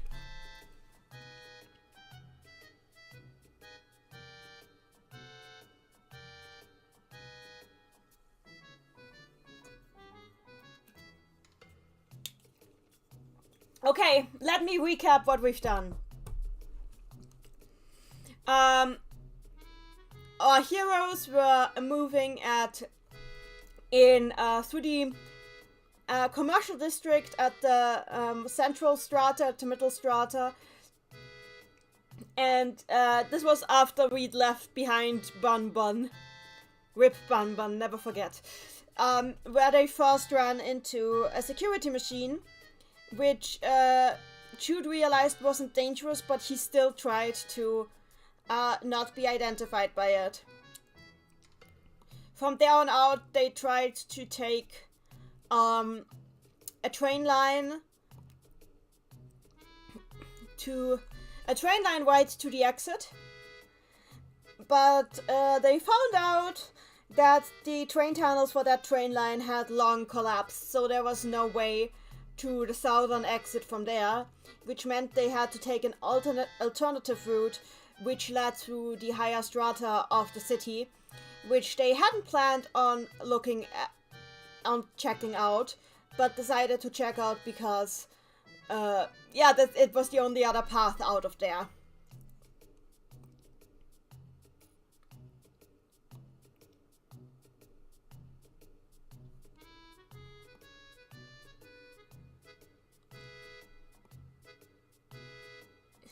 Oh yeah, then they then took an elevator to the upper strata and went through some maintenance tunnels and the likes until they arrived at the gate to a station in the upper strata of the city, where the door for some reason didn't open. Jude made a quip about Philia being supposed to help him with her 1,000 horsepowers, which of course she doesn't have, just so he could make fun of her for only having the strength of a normal human being.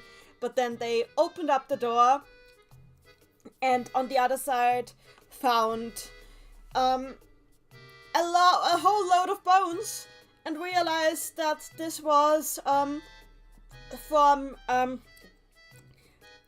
security machines here shooting down the population of the upper strata. Well, this music is so unfitting for this. I'm gonna quit out. I don't want to talk about this music. I'm sorry.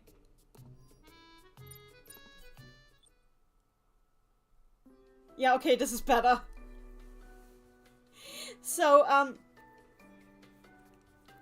again, they ran into the bones of people who had been killed by during the uprisings in the upper strata, and Jude from there was able to reconstruct how the city had fallen, that there were political unrest in the upper strata, which slowly spread across the entire city, until nothing could stop the unrests anymore, and there was guerrilla warfare, and eventually like all levels of society, of this very unjust society where some people were taking up so much more space than they needed, while cramping together the others in the lower layers. This is how this society fell. I did save, don't worry, we have a load here. Don't worry, it's right here.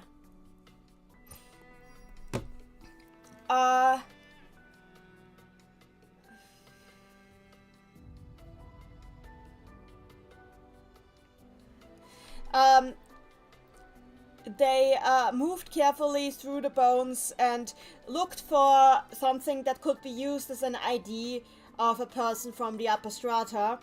When they did so, they ran into a dead father with his dead daughter, like the skeletons of them, and collected their IDs, but in doing so, Philia also took a look at their last recording at the father's terminal, and saw how the father basically was begging for people to kill him if it meant that his daughter would survive. Like, was begging for whoever was controlling the machines that were shooting them to just spare his daughter. Philia is, like, deeply moved by this, like, by seeing this, by this recording. It really inspires her. And she decides, even though the terminal, as a functional terminal, was actually very valuable, decides to leave it where she found it in memoriam of the father and his daughter.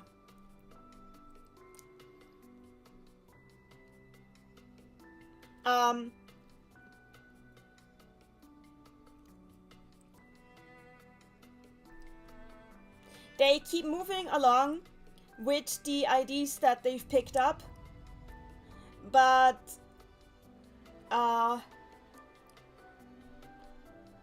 in doing so,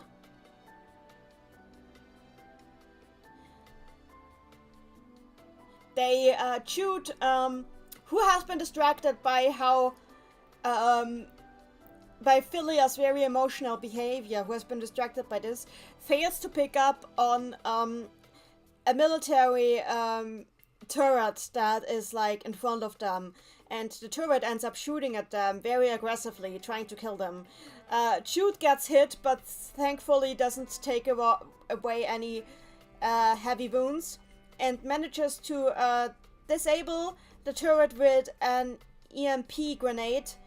But unfortunately, the shock hits Philia as well, making her extremely sick, and he has to, like, give her some time to rest afterwards. He doesn't tell her that he was the one who caused the EMP pulse, because he feels ashamed that he ended up hurting her, and he's trying to be really nice to her afterwards, to make up for accidentally hitting her.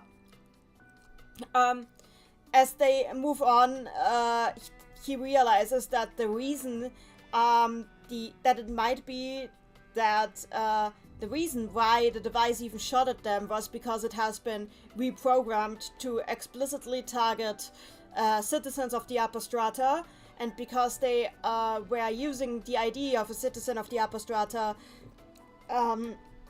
he and Philia ended up being targeted. And because of this, he decides to disable the use of the IDs that they gathered from the father and daughter again. Also, he also brought up the alternate theory that the reason they were targeted was because they were marked for identity theft, because the owners of the ID was already dead.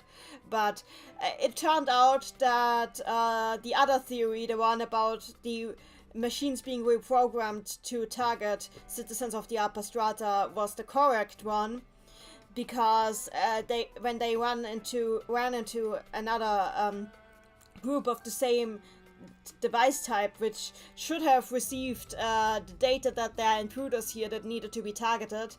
And Jude had even prepared a plan to take them all out without Philia ending up in the range of the EMP pulse.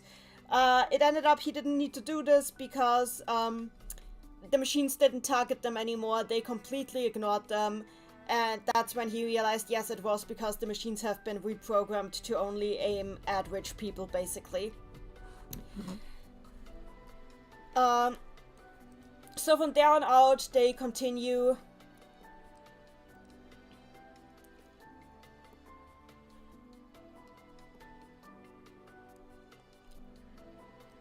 Oh, hang on.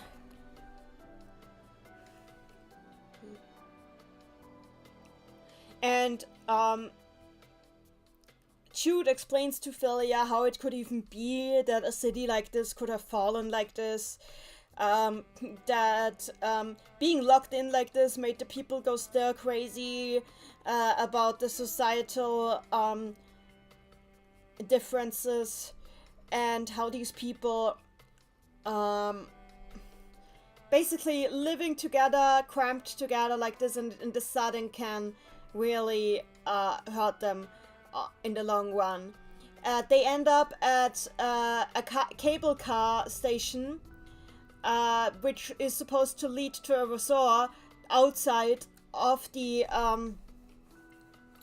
arcology itself. That pronunciation. Outside of the arcology itself. And from up there on the viewing platform, they can see the entire city underneath sprawling. But as they do so, they also see that there's like an area of the city that has been crushed by something. And Jude considers that there might have been a machine here that has done this destruction while they were moving through the city at some point where they didn't notice it happening.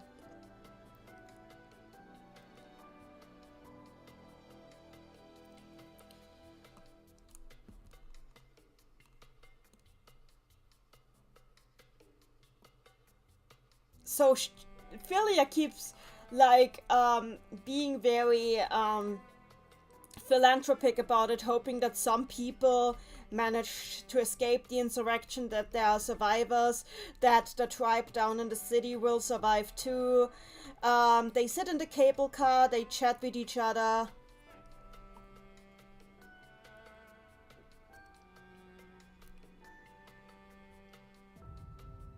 And as they chat in the cable car, Jude decides to have a snack, and he takes out some emergency rations that he picked up during the travels through the stations, which suspiciously looks like the Calorie Mate biscuit brand. And then they have some Calorie Mate, and they share my opinion on Calorie Mate. And they try to cope really hard with the fact that it really is a biscuit that tastes like nothing. Amazing. 10 out of 10 biscuit. Why do people eat Calorie Mate? I don't understand.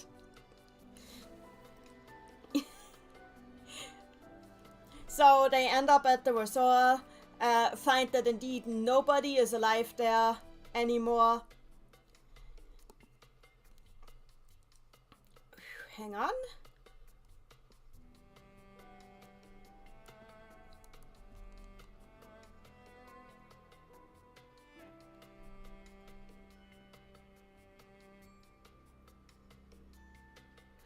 And Philia talks that she's like very excited to like descend down from the mountain and to see the ocean.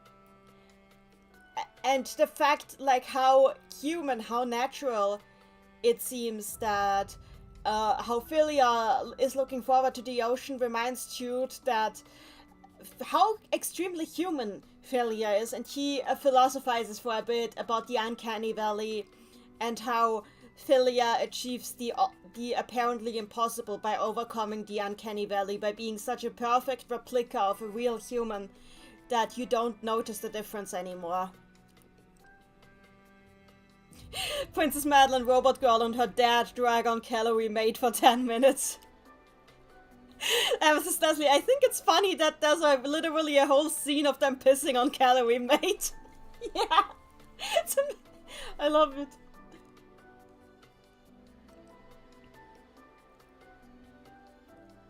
He thinks about how frightening it actually is. How human Philly already is, and he decides that he can't keep lying to himself anymore. That about the fact that yes, he's seeing her as a person and not as an object. So he needs to start treating her as a person. He can't treat her as an object any longer because he's already treating her as a person, and it doesn't help if he keeps going back and forth and back and forth.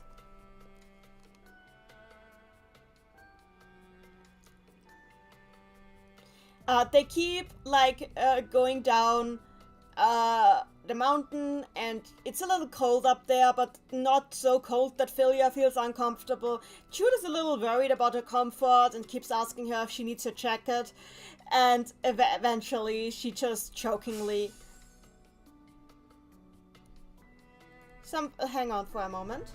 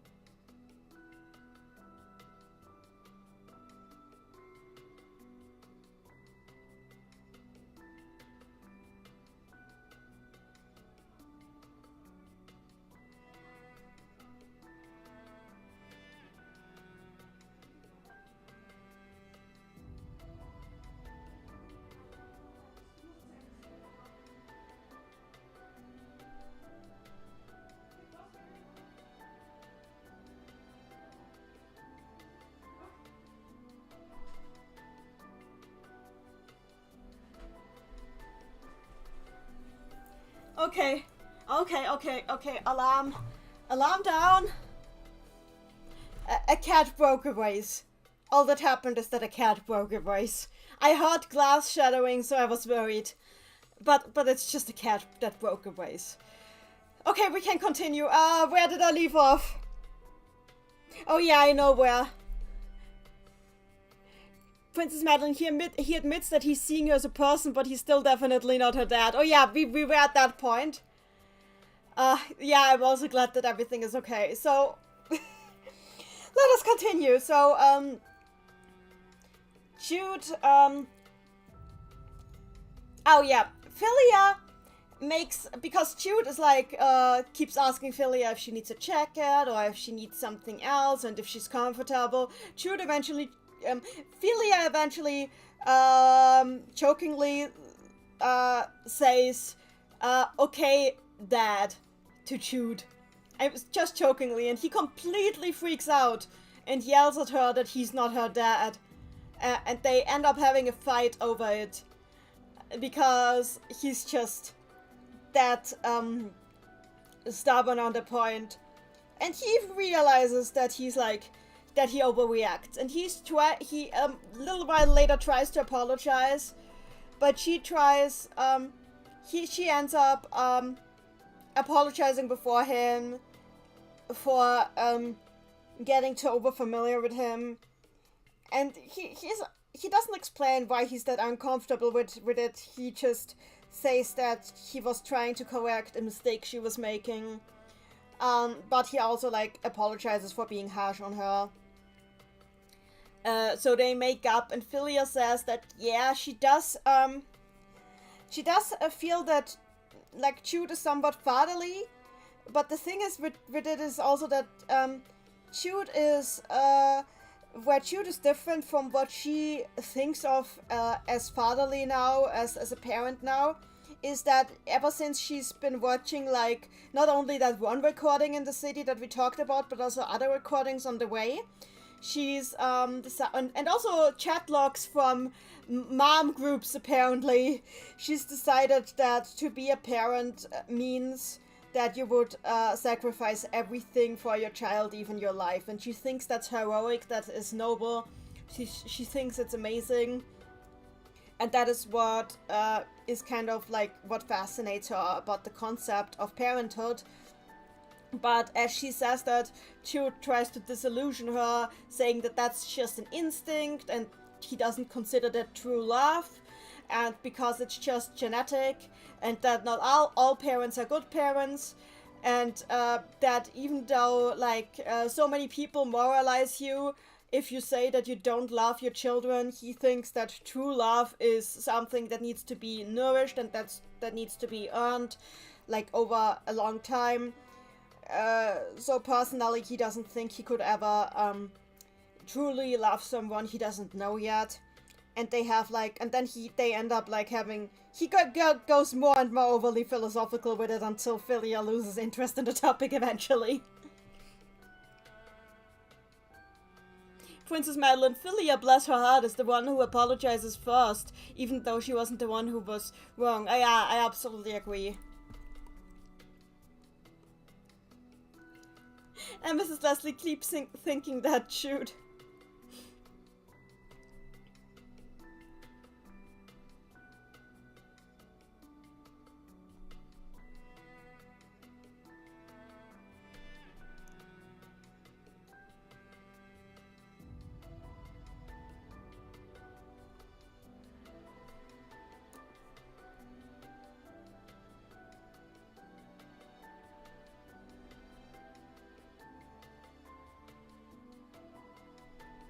Oh yeah, there's a sentence I translated wrong the last time.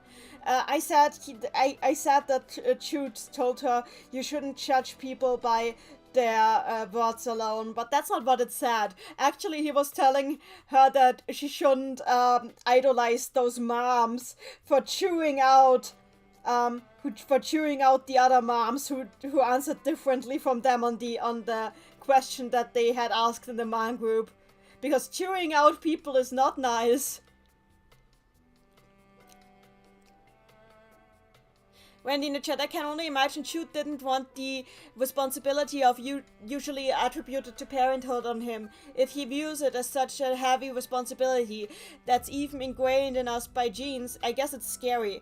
He has constantly been trying to view her as cargo or someone to guide, not as someone to care about as a human.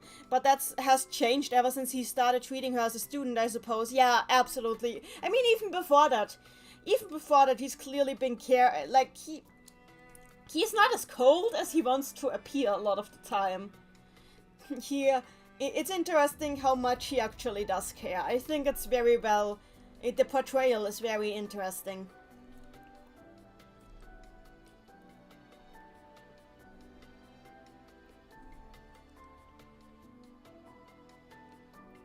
So, they climb down the mountain and end up getting into warmer territory, and this is where what we did today. They end up getting into like a more southern climate,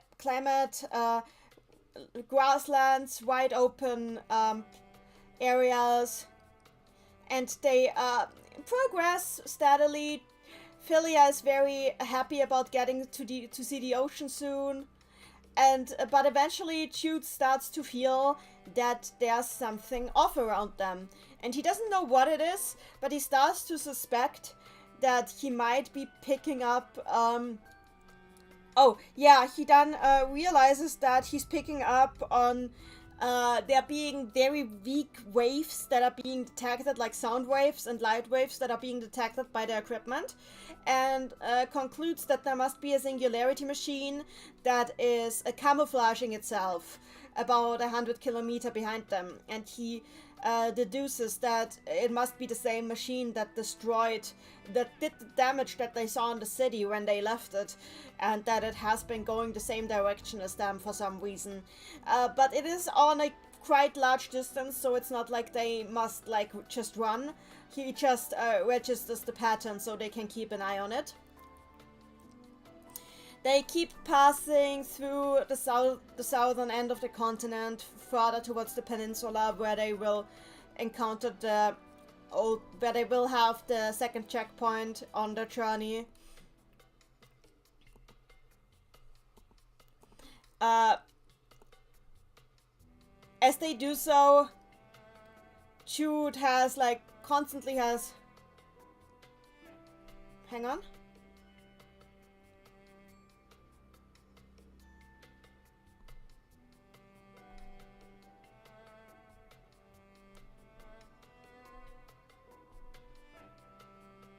As they keep going on, Jude constantly has like a bad feeling. And he eventually starts thinking that it's probably because of the technological implants he has in order to heighten his senses. He probably is picking up on something related to that singularity machine that has been behind them that even his systems can't quite pick on, because he has a certain sensitivity. And he even admits that he has been modified with these surgeries to the point of basically counting as a cyborg. They end up passing through another ruined city, one that is much older than the archaeology, but do not stay there or look at it closer, because they don't want to run into any more trouble. And finally they arrive at the ocean side, and Philia just is like really annoying about wanting to go swimming. She's just keeps talking about how nice the ocean is, how beautiful the ocean is, that she wants to swim, that she wonders whether she can swim, whether Jude can swim, on and on and on. And eventually he relents and lets her go into the water. He tells her to not try to swim though, because he can't swim too well himself. And even if he could, he would have to take off all of his equipment to swim. So if anything happens to her underwater, there's nothing he can do. Why am I doing this right now? There's nothing he can do. So, because of that, he tries to dissuade her from trying to actually swim and tries to keep her just splashing around, but she goes against it and tries to swim anyway, and then ends up going underwater. And for a moment he thinks she's dead, and that he let her die by letting her go in the water, because she's not coming back up. Except 10 minutes later she's coming back up tangled in seaweed. It turns out that her body density is higher than that of a regular human, so she couldn't quite keep herself up above water. But she apparently also doesn't necessarily need oxygen to live, so even though she felt like she was drowning for a short moment, she could walk back out just fine. And Jude basically says that the only reason she survived that is because she's a robot, and she doesn't like that he points that out. But on the other hand, she feels that the experience of playing in the water, which is something that she's been really looking forward to, has brought her closer to being human.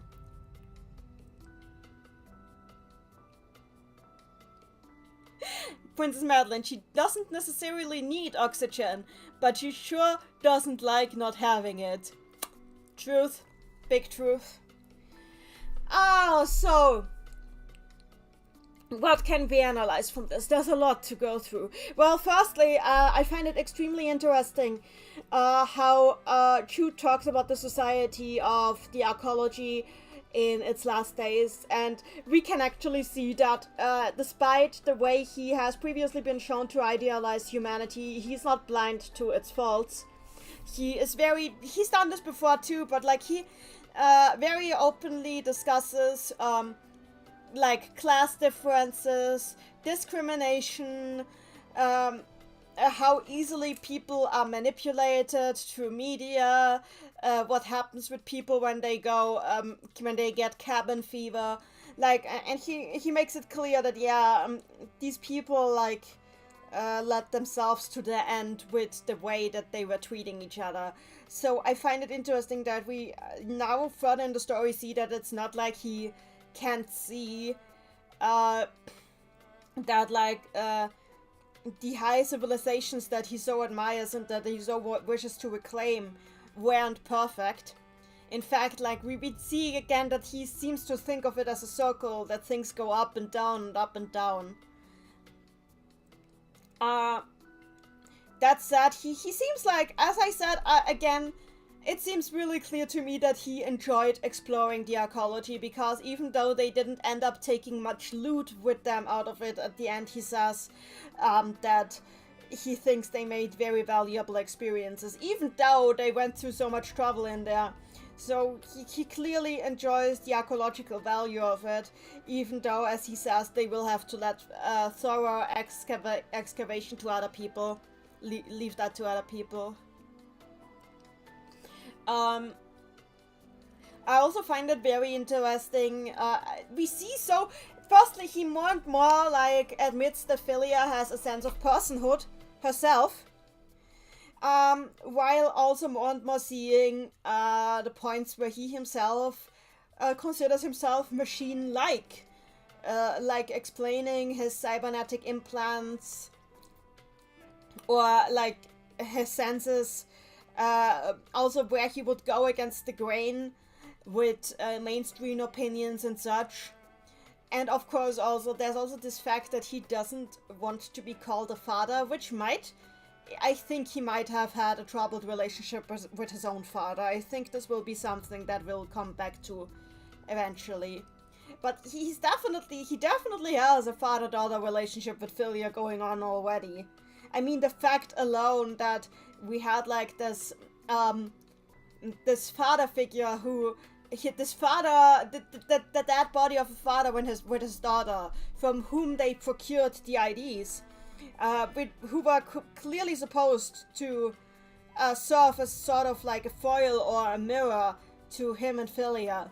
I think that was very much intentional. I mean, obviously he asked for a father with daughter because that would fit their description as ID, for the ID, but the thing is, like, he could also have told her, look for an adult, and then also look for a juvenile female, or a juvenile girl. But he explicitly said, look for a father with daughter. So I think it's more and more in his mind that they have a bond with each other. I mean, he also was talking about wanting to see Philia come into her own and decide for herself who she is, which is very much something that you want to see of somebody that you're watching grow up as a person. It's also interesting how much he talks about how old he is. There's also like a lot of growth visible in Philia's personality. Like, despite everything she sees, she doesn't stop idealizing humanity. She just like refocuses her idealism on points that she finds especially admirable. And I think it's interesting that she focuses it on points that she's actually already able to replicate, because she very much seems like the sort of person to me who would die for somebody important to her. So it's interesting that she latches onto the points that suit her own personality the best, which shows that it's maybe not all just programmed in the end, but that like this artificial ego that she has is very much capable of free will, whatever that means, if you even believe in the concept of free will, but that's something else. We already discussed like the uncanny valley thing on long and on ends, and I don't want to go too far into it, but the fact that they talked about it is interesting, especially given that it's even disputed whether the uncanny valley is even a thing. But it surprised me that he didn't bring it up as a way to once again discount Philia and call her creepy, but instead to admit that he does not necessarily find her creepy, but that she really is this perfect replication of what a human being is. Wendy in the chat, the lines between human and machine seem to be blurring slightly. That might be the point with the next singularity machine. Philia expresses thinking whether the machines were always bad news before. So I imagine we'll have a scene soon where she tries to make contact with one and might even succeed because she's a machine. That would be interesting. That would be interesting to see if the point here is actually establishing contact with the singularity machines. Princess Madeline, it's very common to see in sci-fi that a person gets cybernetic augmentation, and as they do, they become less human. I think the original ideas behind it are a bit more nuanced than how it's usually shown, but it's definitely prominent in Jude's mind. I think it's safe to say that Jude doesn't want to be limited by his humanity. Oh, absolutely. He thinks, I'm pretty sure that he thinks that human ingenuity is there in order to overcome human limits. I mean, that's also partially why he's so frustrated by Philia being a perfect replica of a little girl, because it also means that she's very limited in what she can do, and it frustrates him because that is not what technology is for in his mind. He wants to min-max, and she is absolutely not min-maxed, and it annoys him. I find it also interesting that we have like this other singularity machine looming in the background, but we haven't encountered it yet. And so far, it hasn't been painted as like a huge danger. But like there's so much foreshadowing there that I can only imagine that something really big is going to happen with that one. It's interesting that like ever since the tribe, we haven't really seen other people again. So I guess it is true that like out here there only be dragons. There are only this one tribe and nothing else. That humans really are scattered in the littlest of pockets.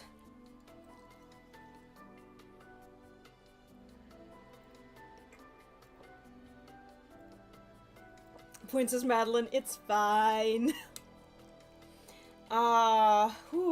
This was such a long stretch. There's quite a few things that happened.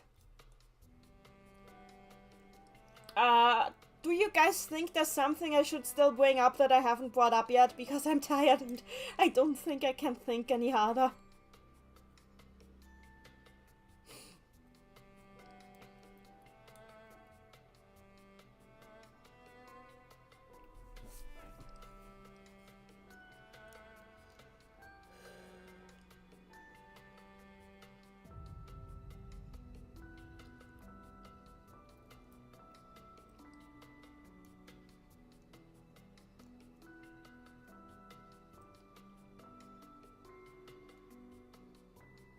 Amethyst does the I can't think of anything else. Princess Madeline, Nanny gets some rest. Also, I can't think of anything else to cover. Well, that is promising.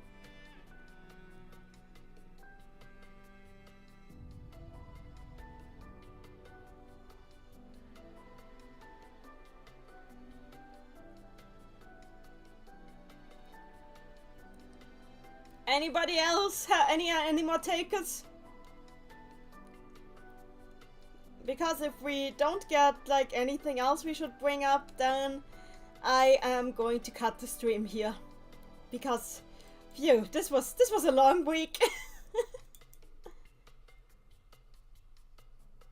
Princess Madeline, I think Philia is precious. She is very precious.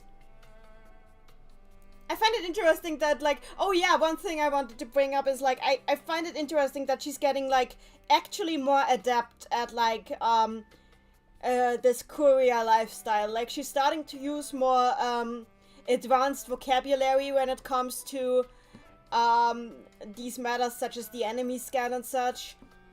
She's conducting herself more professional in stressful situations. She's definitely learning very fast, and she definitely wants to take it seriously. You can tell that she really, really likes spending time with Jude, despite everything.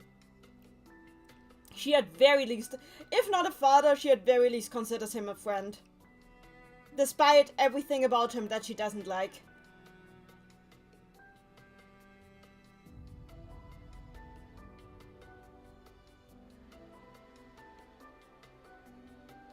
And the fact that she's like, even, like, by the ocean even dares to go, like, and be like, I'm gonna be fine, you worry too much. Like, she has some spunk. I appreciate that, because it shows that it's not all just her trying to endear herself.